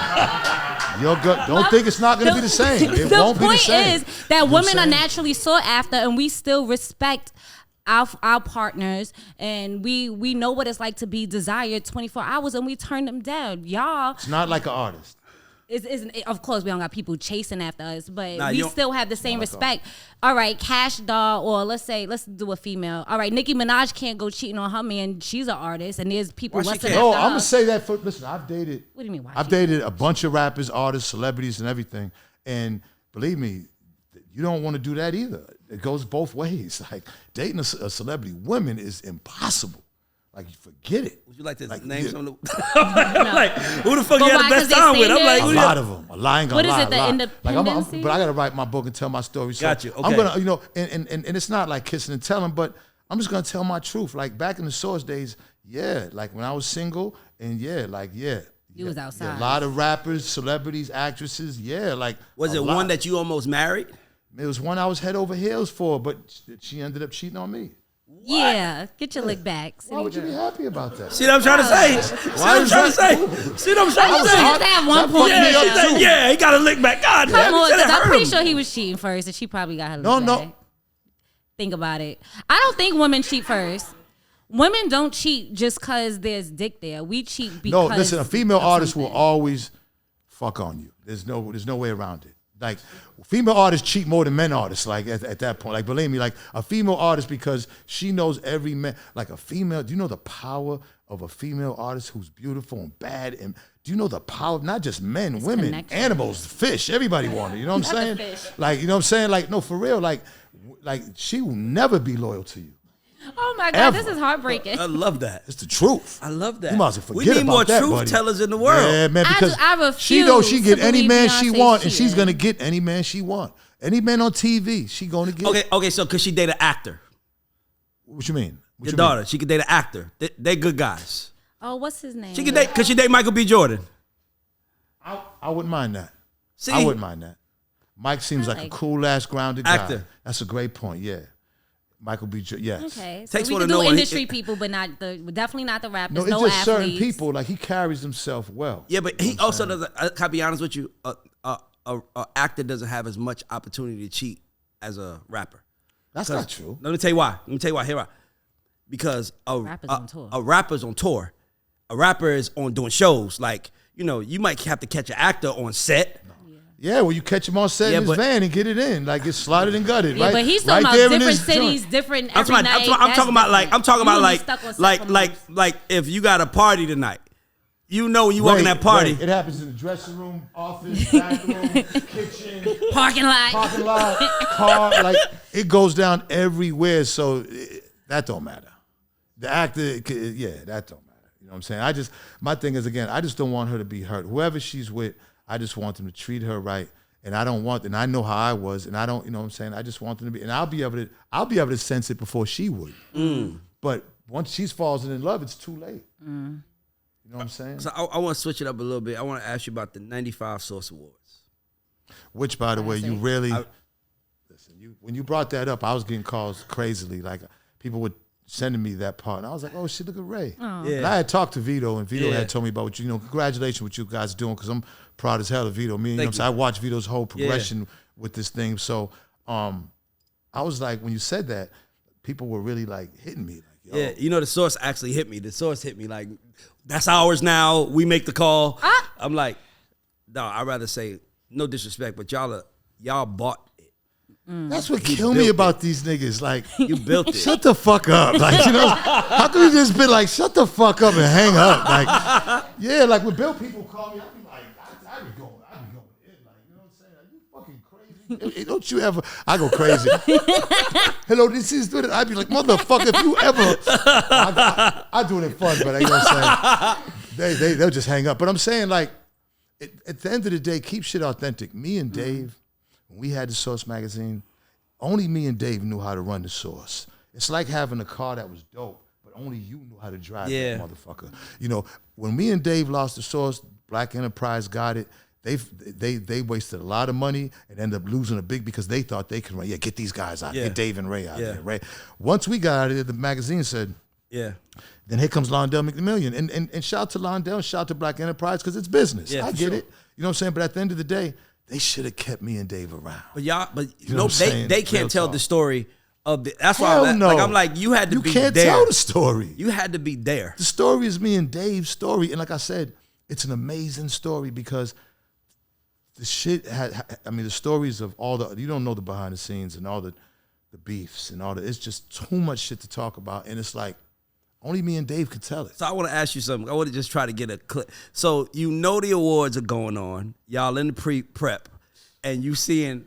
Are you y'all decide where everybody gonna sit? Now we need to sit them over there because they and we sit. So Sugar and them had brought close to 70 people anyways from LA. And mind you, I'm a fan of Death Row and I'm a fan of Bad Boy. I'm gonna be able to see both crews with everybody on the label. That was the first time it ever happened. Like, you're gonna sit there and see everybody on Death Row, not just Snoop, or not just, you're gonna see Quick, Dog Pound, Rage, Snoop. Yeah. You're gonna see the whole, and then Bad Boy, Total, 112, Kim, like Biggie. Imagine so that was big for us. Yeah. But it's coming off the heels of that whole East-West Coast. Mm-hmm. And it was tension. So at the time, the only security we was messing with was FOI. Shout out to the Mr. Farrakhan, because we felt like if we get New York police and everything, it just makes it worse. Wow, that was so smart. Yeah, so you get the break bread with the minister, and you know what I'm saying, and you're putting young black men to work, and then people look at the FOI and it's a different respect. Street guys kind of look at them and kind of respect. You know what I'm saying? At least they're supposed to. So behave a little bit. Behave a little better. So and I believe that actually helped. But all of Sugar and them's people were sitting like in the front. There was the front rows, and I would say maybe like 7-8 rows back. And that's all his shit. The whole mid rows, like all LA. So front and center. I watched that award show. I was 16 at the house watching that shit. When Outkast said the South got something to say, me and my homies was at the house. We was going crazy, like, oh hell yeah. But it was one part. Big. It was when Method Man performed, and he went into the audience. And he was really bumping niggas. Yeah.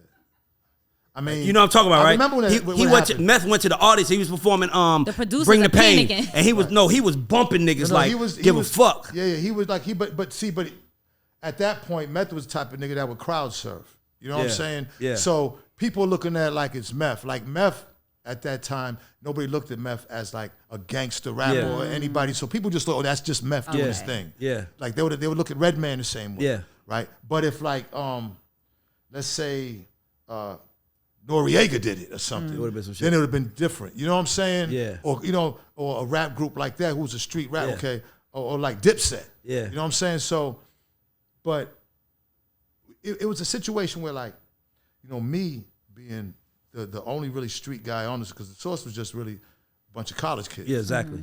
So, I was backstage the whole time, and my situation is to put out fires if I seen it. And it's not necessarily I knew these guys personally, but they knew who I was, and I knew who they was, you know what I'm saying? And they understood who I was, and I, you know what I'm saying, and my role, you know what I mean? Because, Dave is Dave, but, I'm there, and I got, about 50, 60 guys from Boston. Yeah. All through that motherfucker. Yeah. And we strapped up. You know what I'm saying? So when Suge says that, where are you at, and what are you thinking at that right very there on the moment? side. There's a stage. I'm right there. Right there on the side of the stage. Like, like when you're on the side of the Yeah, stage. exactly. He said that. I just was like, you know what I'm saying? The first thing that came to me, I looked out in the audience. It's the first thing I seen, because I'm really looking at New York niggas at this point. You worry about them. It's I'm their worried home about, turf. because seeing their reactions. And, dudes was looking upset, but it was geared towards Diddy. So in a sense, By the way, as a fan watching, I didn't know that. But because when he's saying dancing in the videos, he's looking at it like he's the head of Death Row, and Diddy's the head of. So he's throwing shots. It's the first time, like, rappers throwing shots at rappers, but now it's like CEO. the CEOs throwing shots at CEOs. Yeah. So of course, Suge Knight ushered that era in. You know what I'm saying? And when he said that, it just was, my first instinct was like, all right, I didn't think that was gonna go down, because really, Suge was saying anybody, even New York. He's trying to say, if y'all New York niggas ain't with all that dancing, you know what I'm saying? He was trying to rally his troops. It's not necessarily he was saying, he was saying like, yo, from fuck that New side. York in its West Coast, and he didn't do that. He really was kind of just make fun of Puffy as being a CEO, being in the artist's videos. But what Suge didn't understand, that was Puffy's thing. And New York accepted Puffy for Yes.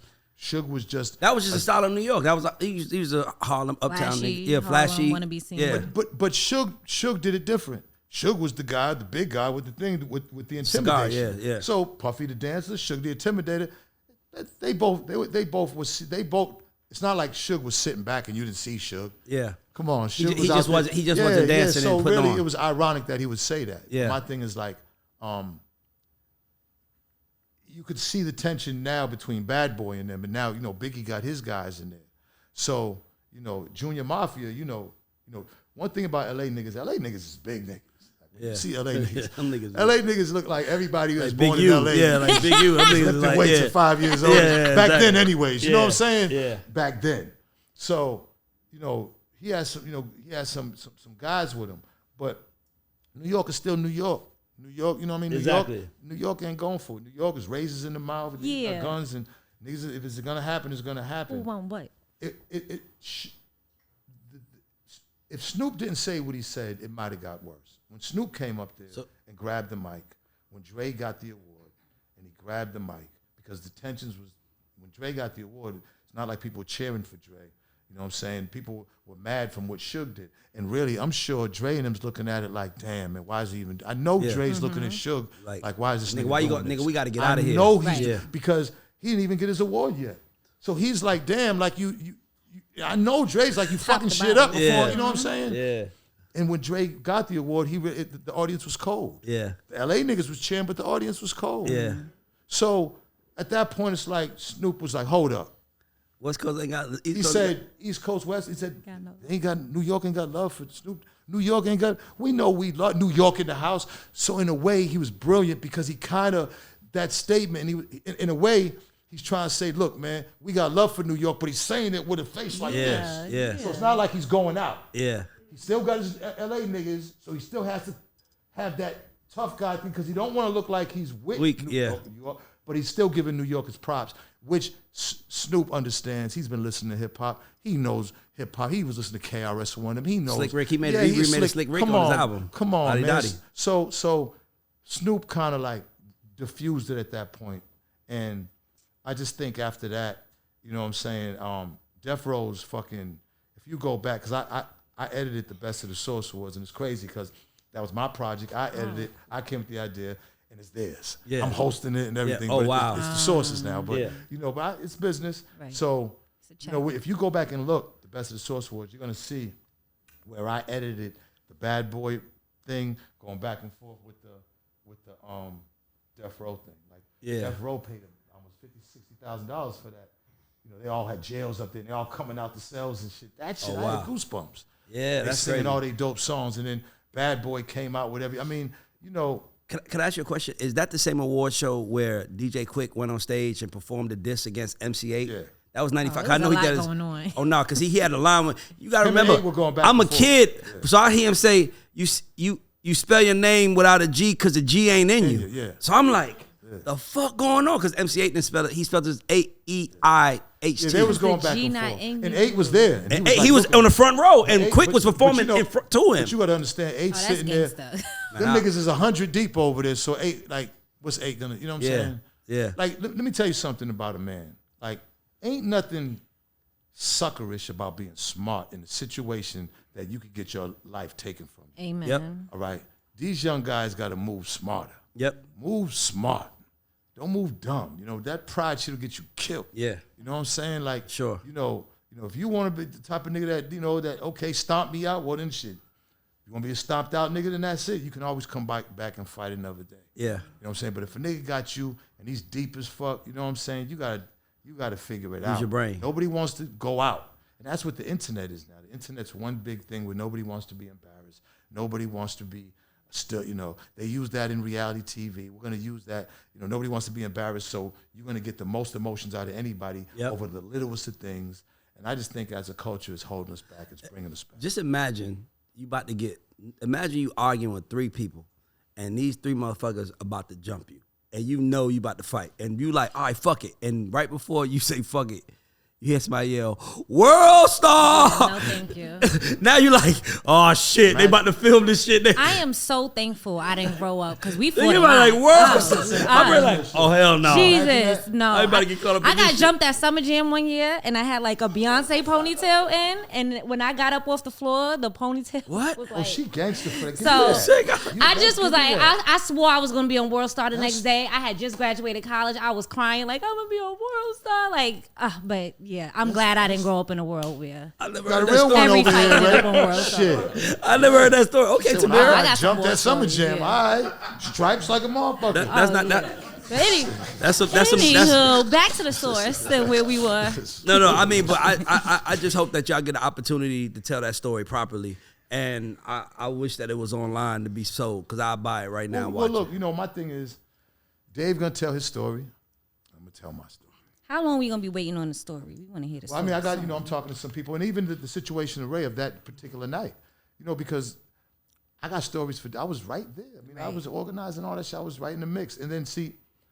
Again, since I was the street guy, I had the pressures of making sure shit was gonna be all right. Because if niggas started beefing, now I gotta get in. That's on your. Because it's my shit. It's on your watch. Yeah. You know what I'm saying? So I'm just happy that it was an amazing event that nobody got hurt, and you know the Source Awards will always be iconic because you get to see all your favorite groups when they was together. Mm-hmm. Nobody got hurt that night? No. I'd have thought it was going to be a massacre. I mean, a couple niggas got robbed outside, but that that's happened at every hell Source yeah, Award. that's fine. That's just a part of it, casualty you know of what war. I'm saying? Oh, That was just part of it. Hold on. Do you think we could have a Source Awards in 2023?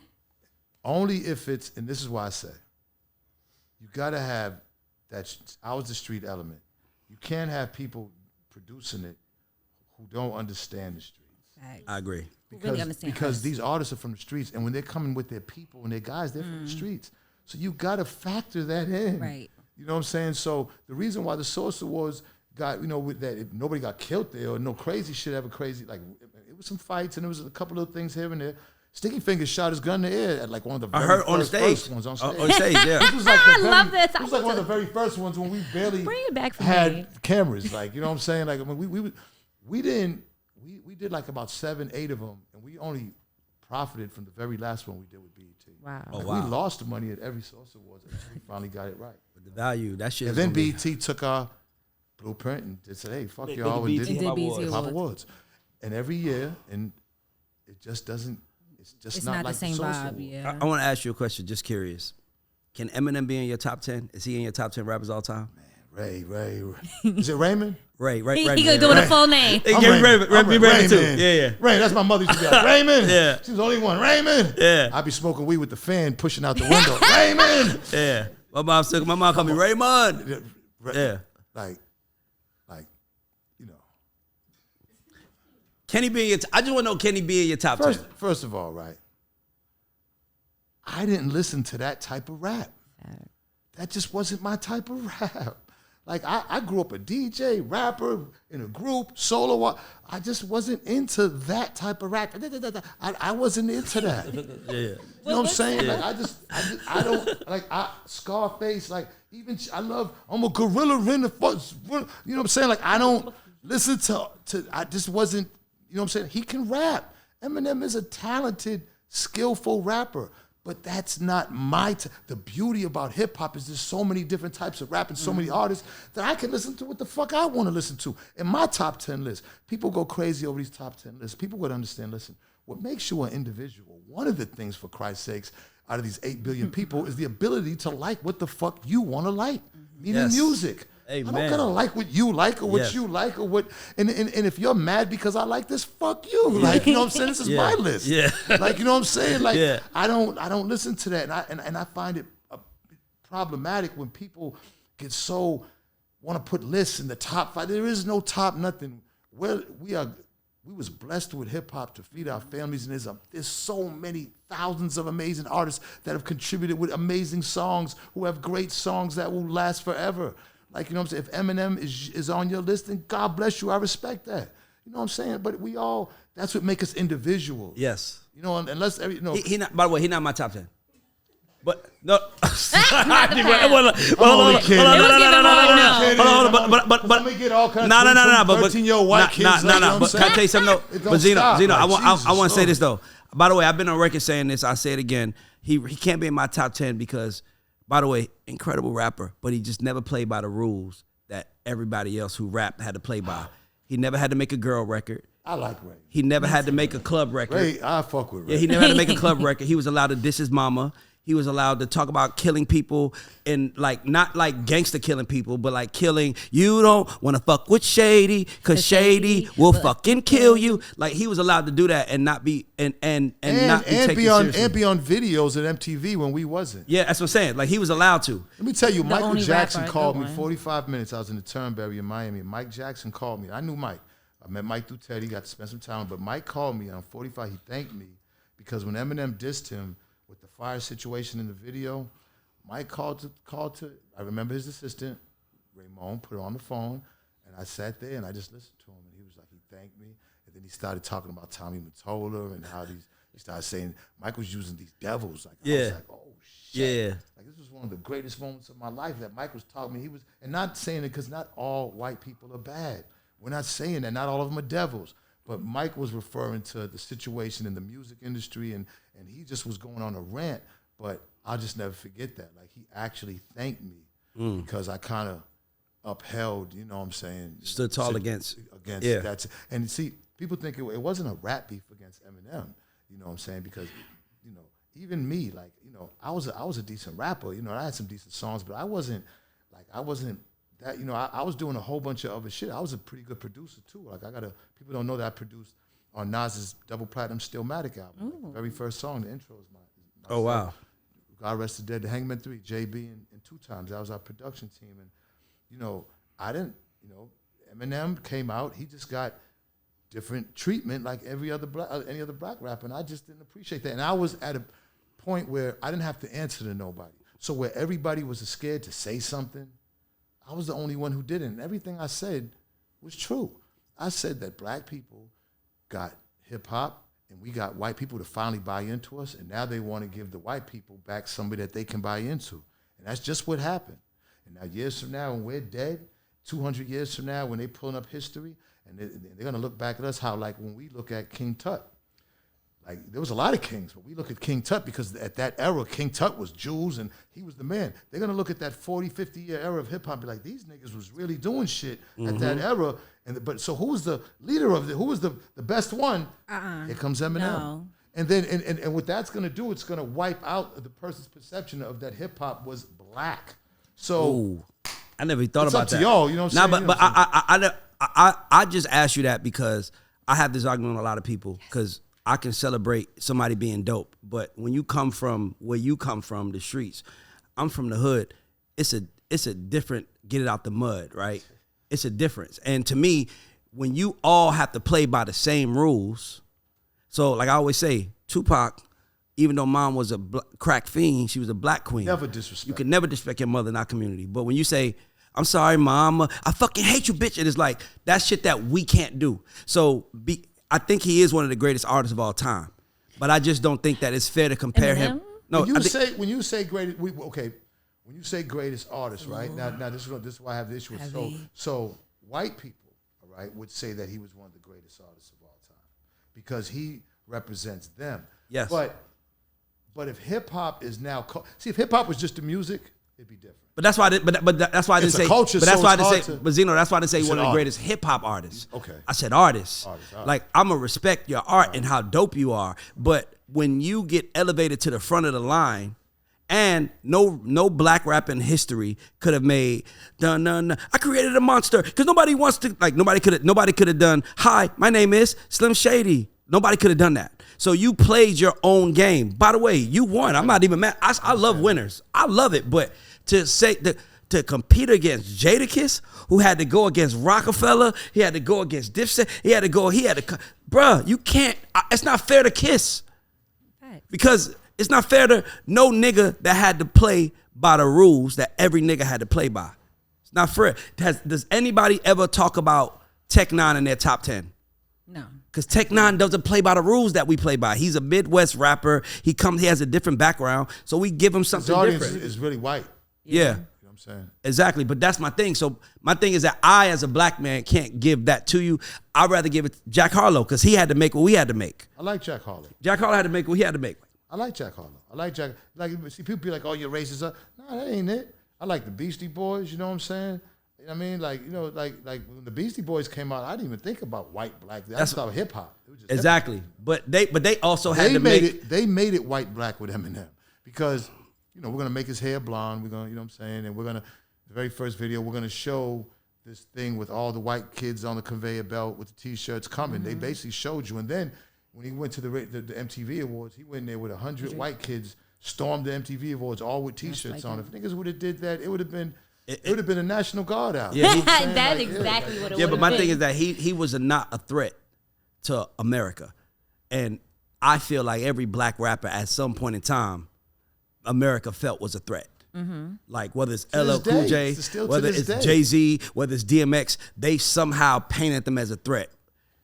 Eminem words wasn't as weighed as heavy as a black man's word. I have a question. Changed now. Rappers are a threat now. Like, no, they rappers are now. Now go out and kill you, then rap about it. Yeah, they make the song. I need something to rap about. Let me go kill this op. And then, so I kill this op, and I got some content now. Like, you know what I'm saying? They're creating content. I'm going right to the studio after I kill the op. You know what I'm saying? Rap about it. Yeah, meet me at the studio. I'm gonna go kill this op and tell the engineer, and I'll meet you there. You know? Yeah, but so it's different. We didn't do it like that back then. So who made you want to be in hip hop? Who was the guys that made you say, I want to be a part of this shit? Like, give me the first few where you saw and you was like, I need in. First of all, my Uncle Eddie, my grandfather's son in the South Bronx, taught me how to spin records on 2 Gemini turntables, belt-driven, and I was 11 and it was amazing. To be real, to be real. Bring it back. Real. So that was like the first record. But then I went and seen Wild Style, and I seen the Funky 4+1, KK Rockwell and them, and Ram LZ. That movie would change my life with the graffiti and Crazy Legs with the breakdancing. And then like when fucking The Message came out, which is the sample that your daughter. My daughter. 360. And I play it, girls. That. Yeah. I love that. Like God answered my prayer. Like I play that song all the time. Got you. She don't even know that. Yeah. You know what I'm saying? So, but that song, that particular Broken Glass, Run DMC, Spoonie G, there's so many Count Cool Out, Super Rhymes, you know what I'm saying? Crash Crew, Treacherous 3. I mean, there's so many early rappers that just, you know what I'm saying? Like, I was like, oh my God, bro. Like, you know, I had a rap. And then I was selling drugs and I was in the streets, but then I'm doing hip hop and, we doing block parties. And it just was a fun, good time, it was dope, man. Hip hop forever will be a part of my life. So, by the way, that's love, because I always say I know what hip hop did for my mom, so I'm thankful to it. I'm never gonna go against it. Anything? You have something? No, I want to play a game. Oh, I had one more question. Because we have this little debate, and I feel like you don't have skin in the game, and I feel like you're a historian. Okay. So I got to ask you a question. Tamira, you can answer this question too. What borough produced more stars and superstars out of New York City? Brooklyn. I'd have to say at this. I would have to say, well, it's Brooklyn. It's a good tie between probably Queens, because Queens, when you think, look, Nas, LL, Run DMC, 50 Cent, Nicki Nicki Minaj, Capone Noriega, Ja Rule. I mean, that's Brooklyn, Biggie, Jay-Z, Kim, Foxy. I mean, you know, the Bronx. I think it has to be see the Bronx early years. Yeah, back in the day, but it really could be neck and neck with Big Daddy Kane, Brooklyn, with Queens and Brooklyn. I've been having an argument. The whole Juice Crew. I mean, is Queens. Because I ain't gonna lie, I thought it was. I said Brooklyn easy, and then because the guy that books for the show, Jack Dans, is from Queens. So he was like, Queens get the money. You don't know. And he started naming down. I was like, damn, I didn't even think about it. I went on tour with Roxanne Shante, so you know she was part of the Juice Crew, Queens, in '91. I think Queens might have Brooklyn. I think it's Queens, Brooklyn, because Brooklyn, once you get to like 10, it kind of like starts dwindling. Jay, Fab, Big, Kim, Fox. But they got heavy Big hitters. Daddy. I know. But Queens is. But Queens Bridge alone, and then Mobb Deep. Just Mobb Deep, man. Rest in peace. Come on, man, yeah. Who? We ever said Nori. Queens. Salt and Pepper. I forgot about Salt and Pepper. I didn't know. Queens gave us the first super rap group in history and the first rap superstar, which is LL Cool J. All right. So okay, I just had to say that. Queens can have their little sprinkle splash. So Queens get the money. Queens. Look, you just made his day. He love it. He told Baisley, you know what I'm saying? You know, he told Baisley, you know what I'm saying? So Zeno, we have this game we play. It's called Put Your Money Where Your Mouth Is, right? And, you know, we ask you questions and we give you 3 artists. And out of the 3 artists, you got to pick one to sign, pick one to put in development, and pick one to drop. Okay. And if you don't want to pick, you have to donate $20 to a nonprofit organization, a kids music program, a nonprofit organization. So no matter what happens, it's a winner. Let's go. All right, cool. Right now. So let me just go through my list real quick. It's harder than it sounds. We were talking about fried chicken earlier. I want some Gus. Have y'all tried Gus's fried chicken? I have, but not here. I had it in Gus's Mississippi. Fried chicken is so Is the one good. still open out here? Man, yes. It is? Okay. I had it. You didn't get no Gus's fried chicken? When I went to Come on, Vito, you fucking up, man. I mean, when I went to Memphis, that's when I had it. All right, cool. So I'm gonna give you some easy ones right now. 'Cause I think it's gonna be easy for you. Okay. New Edition, Boys II Men, Jodeci. I'm signing New Edition. Okay. Boss it. Roxbury. What was the other 2? Boys II Men. No, but the other 2. Jodeci. The other 2. Oh, you sign, you drop in one, and you putting one in development. Somebody going home. Oh, that's a hard one. Right? Oh, now it's hard. You can't put Jodeci in development. They're dope as fucking. How you gonna drop Boys II Men? Like it always sounds so good when we give it. I'm gonna drop Boys II Men. And we're gonna develop. You gotta finish the last one. And we're gonna develop Jodeci. You get depressed when you go to. Yes, I'll be like, come on. That's that heart tugging music. Too much depression. You could have been 6 and you related to that song. All right, end of the road. All right, we got. Okay, so let's get to it. We got T.I., Ludacris, Lil Wayne.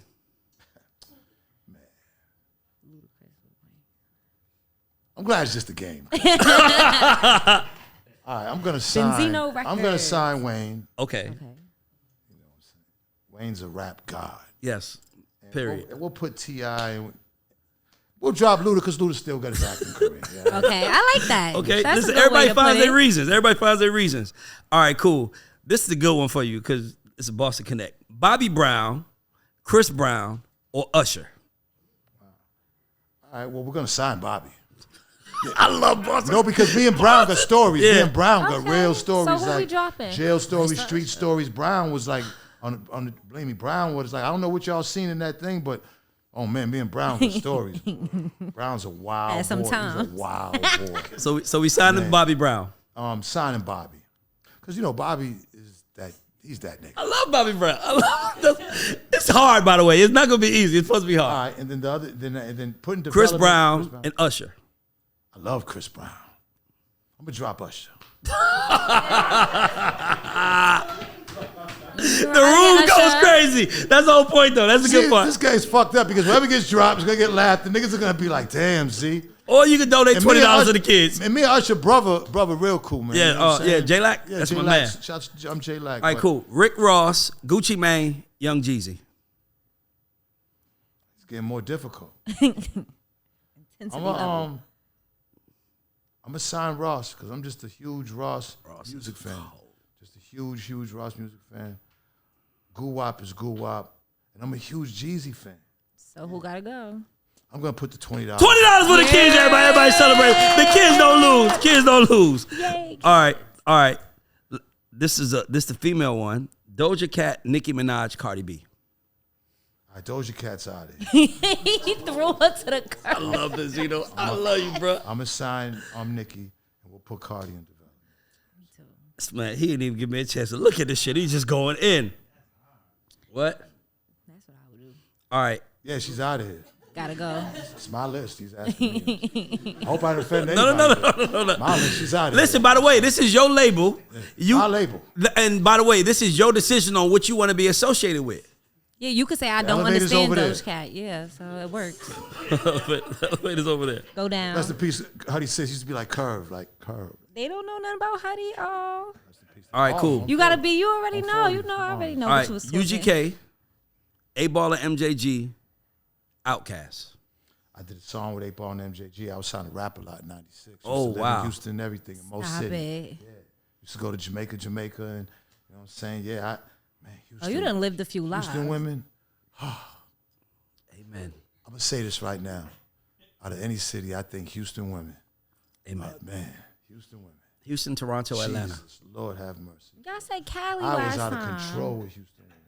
Man. Y'all said the Cali women. Every city got Oh, beautiful sorry. women. Okay. But Saying, but Toronto. my time in Houston was just an amazing time. Amazing.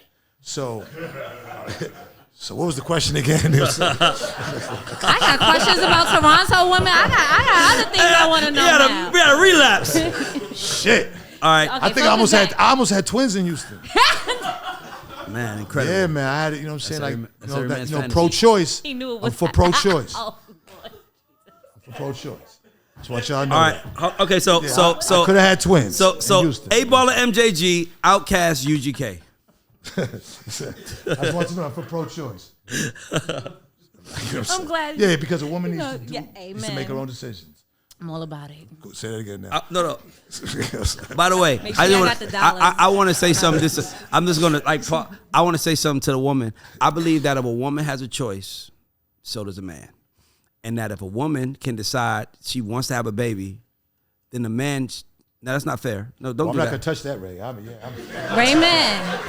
Well, he said Raymond.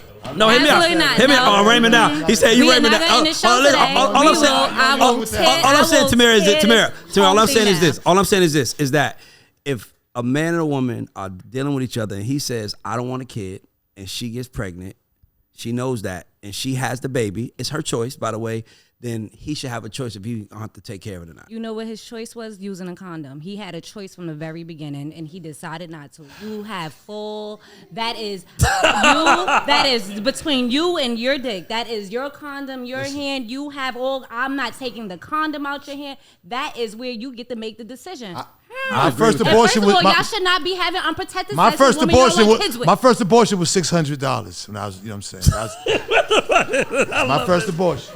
And I remember. What year was This was probably this was in the '80s, right? But look at those. How old? Wait, like I you was in think high I school? was. Yeah, I think I was like maybe. Well, actually, it might have been. Let me see. What's this? It might have been early. It might have been 19. I think it was 19, 20. You had that much money? That was my first abortion. Oh yeah, I told you I was. Oh yeah, you was outside. I used to listen. I used to roll up joints, right? 100 joints, and it was 7 high school in Boston. I used to give 7 niggas in each high school 100 joints, and they bring me back $70 at the end of the day.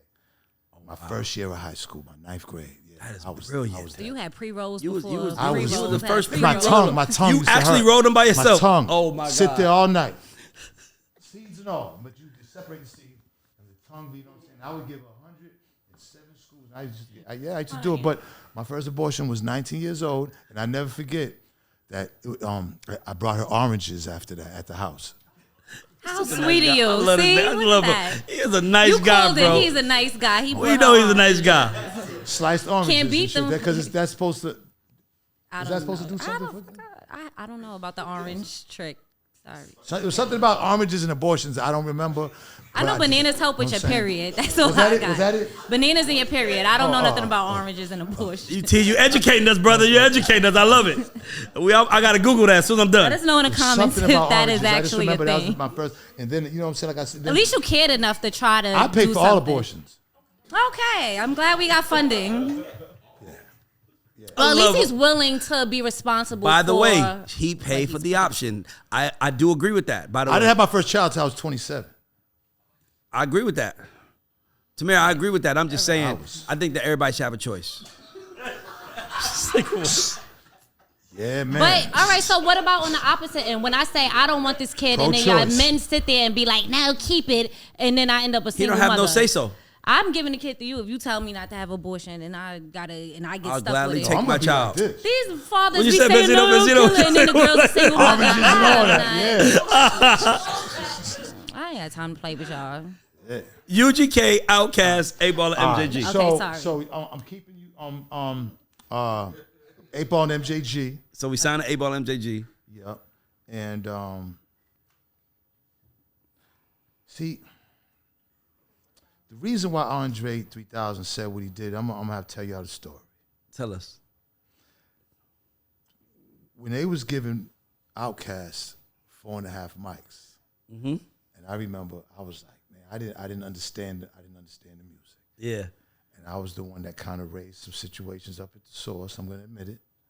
And I was wrong. I was wrong. And I think it got to Outkast, and I think that's why Andre said what he said. I think that was kind of directed. What did he to say? me. When he said, you know, we're here. You know what I'm saying? The South. Oh, okay, got you. Because I think I made a mistake, and I shouldn't have. I shouldn't have said, because usually I bow out of the whole 5 mic things. Like the 5 mics was so strong that we let the journalists take care of that. The source was business over here, and the journalists over here. And we would let the journalists take care of that. The writers, the photographers, it was a group of them, and they would sit in a room, and the labels would send the albums, and they would rate them. And it was one of the main things, the 5 mic system. And I think one time, man, me and one of them got into a debate, I think, about the Outkast, because I just didn't understand at that time that music, and I was wrong. And I believe, and I want to tell Andre 3000 Outkast, because I think, now, if that wasn't the case, then I just snitched on myself, and I should have shut It's the fuck okay, up, you know though. what I'm saying? It's great, though. It's you know still what I'm good, saying? But yeah, like I was wrong about that. You know what I'm saying? Because, you know, because West Coast, I was going crazy over West Coast when it first came out. I was NWA'd out. But Southern music, it took me a while to understand it. Now, fast forward it, when Jeezy's album came out, and I remember it was Little Brother. You remember Little Brother? Of course. So they wanted to give Little Brother 4.5 and Jeezy 3. And I was like, hell no. I was like, no, Jeezy should deserve way more. You know what I'm saying? Yes. So those was really the only times. Funny that we're sitting here saying that, but the only times I really, other than the Eminem situation, but the only times, because Praz approached me one day, he was like, yo, I never liked you because I thought you was the one. I was like, man, I thought y'all deserved a 5.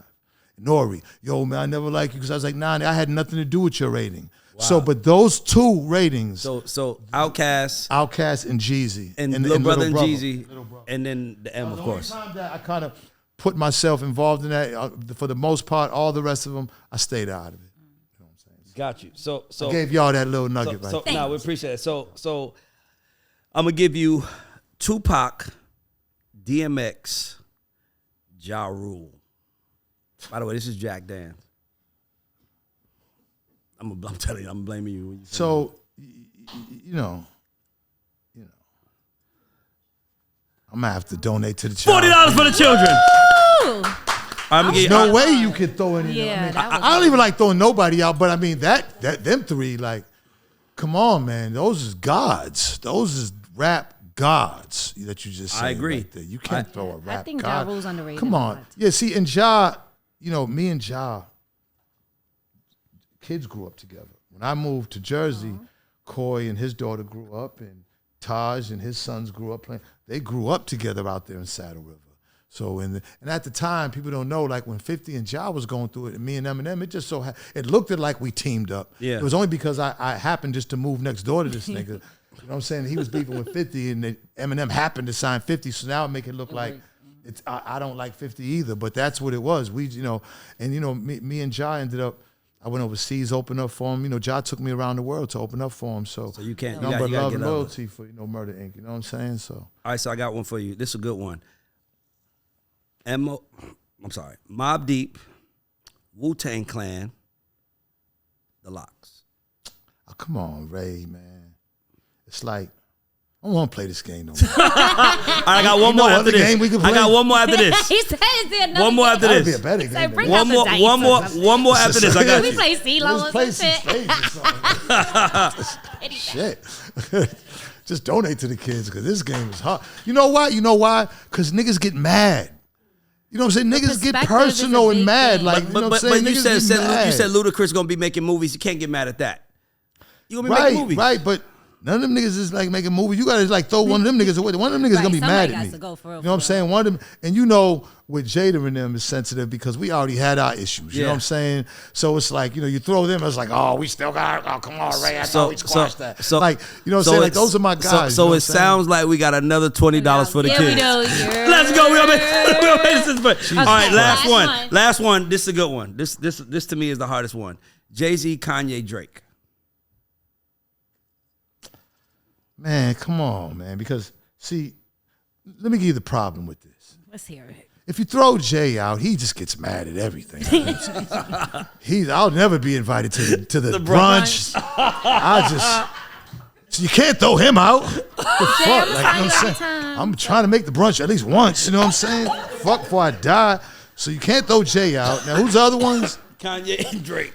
Are you funny? Kanye is like, Kanye's gonna make it public that he don't like me if I throw him out. Facts. He makes it public, like, you know what I'm saying? He's like, you know what I'm saying? Like, so you can't throw him out because, first of all, Yeezys, I'm an Adidas nigga, and Yeezys is my favorite sneaker. I got like 9 pair of Yeezys, so I'll never be able to get a free pair of Yeezys if I throw Kanye. So I would Exclusive never throw him release, out, you know what I'm no. saying? All right, who's the other one? And Drake.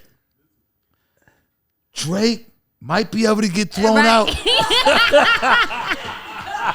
You might be able to go on the shopping block. But it's like, I don't want to look like I'm the light-skinned nigga hating on another light-skinned nigga. Light skin beef. We don't want that. Yeah, I don't want to look like I'm hating. And he sent my crime. daughter a fucking text saying that he's a legend. Right. Okay. You know what? That sounds like $80 for the kids total, Benzino. Those kids are gonna eat so good tomorrow. I'm gonna make them send you a video. Just threw Drake out there.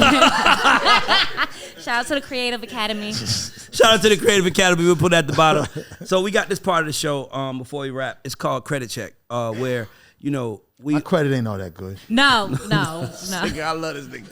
It's Not all real that, credit. it ain't all that good, so I'm gonna let you know now. So let me tell you what Credit Check is about. I never use credit But that here's much. the thing, though. gotta work on that. Because you're sitting on the chair, you get to give credit to somebody else. That's all. Credit check. I thought you you meant got no. that. Oh, I thought you meant by score. No, like I think, no. yeah. No. He probably got an A1 score, but he's like, I want my cousin's this. calling me. No. My credit ain't all So that. Credit Check is a part of the show where you can shout out 2 or 3 people who have been a part of your journey, unsung heroes, if you will. Just people who you were like, man, I want to make sure. And then they could take this clip and be like, man, look what Zeno said, So many, Ray, man. You could just go first ones in your head. Man, it's so many, man. Like, really just the unsung heroes are really just, what I'm saying, that I just want to send a shout out to anybody that just supported me, man. Because my life and my career has been so, and I take responsibility for a lot of the controversy too. But it's just like you said at the beginning, I'm just so misunderstood, man. And,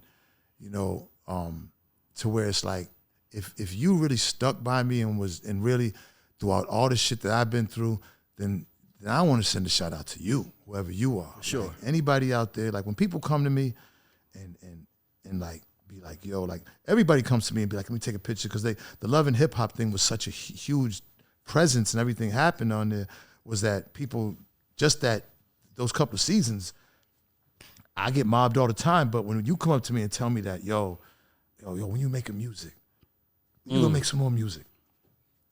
Yo, man, I watched you, man. I prayed for you. You know, I got women that come and pray for you and say, I cried when that shit happened, when you got shot on TV. And that shit means something to me. So whenever I go to these places and I'm getting this type of love, like I be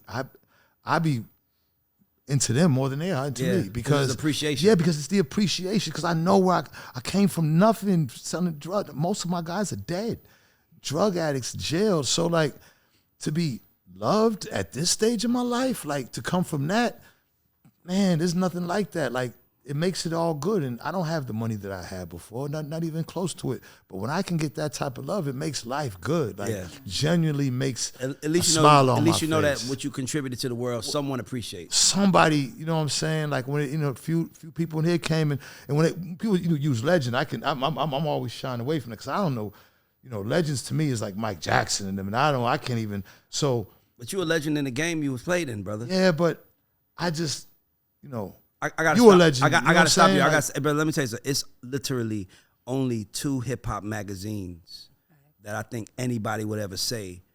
Like, you have the Hip Hop Inquirer, you have all those, but the Source and XXL are the Bibles and the Holy Quran of hip hop. Well. There's only one Bible. You know what I'm saying? That's what I said, Holy Quran. That's what I said, Quran. There's only one Bible. You know what I'm saying? XXL wouldn't be another Bible. You know what I'm saying? You know what I'm saying? They're not the King James version. They're not the King James version. There's only one Jesus. It's not like it's another Jesus.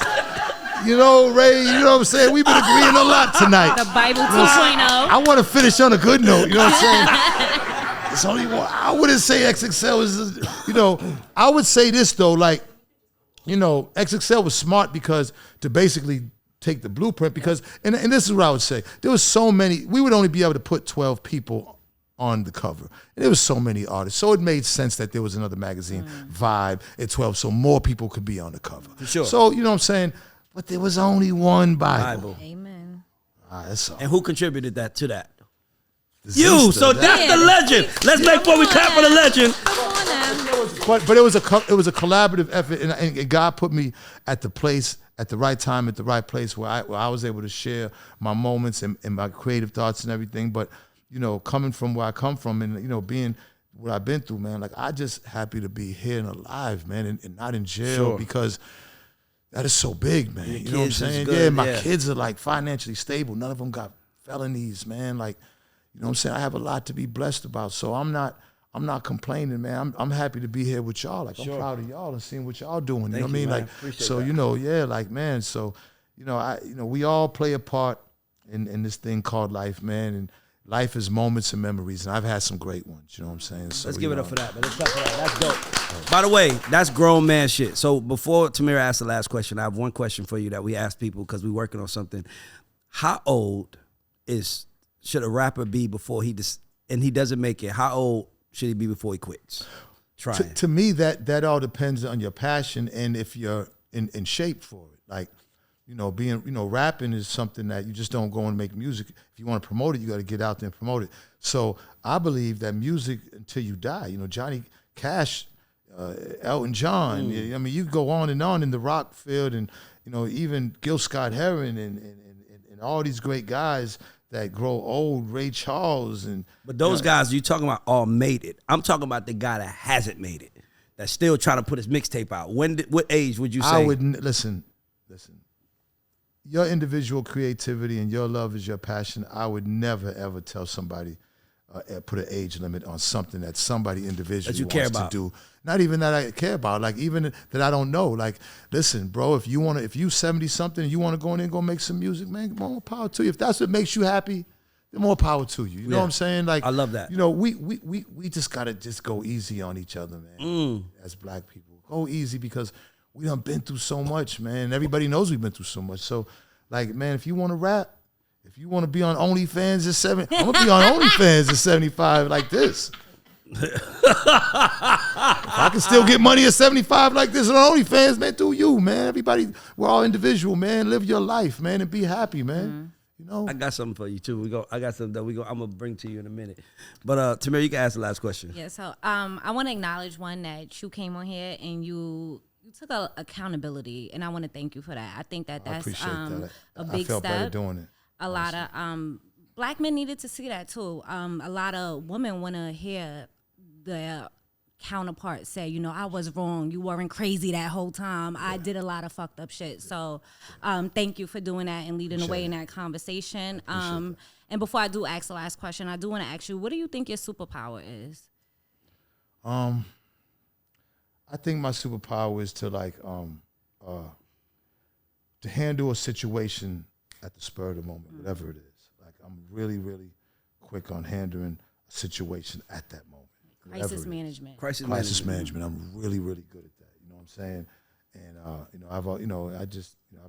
I've managed to live a great life and do a lot of things, man. And you know what I'm saying? So, I think that would probably be my superpower. Like, if something's going on, right then and there, I would have a really good solution, or at least close to it. And if I don't, then I gave it my best effort. Dope. Okay, so I usually know, or I like to think I know what people's answer is going to be, but I don't know what your answer is going to be. So I'm excited to hear this. Do you consider yourself a GOAT or underdog, and why? I'm an underdog. Why? Yeah, because, the underdog is really for the people. I've always been for the people. I've always been for the underdog. So I'm the when I go out there, the people that are loving me, my fan base is the regular people, the UPS worker, the nigga that just got out of jail, the mama, the single parent mama. Those are my people, the struggling people, the hood. You know what I'm saying? That's my people. It'll always be like that. You know what I'm saying? So I'm the underdog. You know what I mean? Shout out to the GOATs.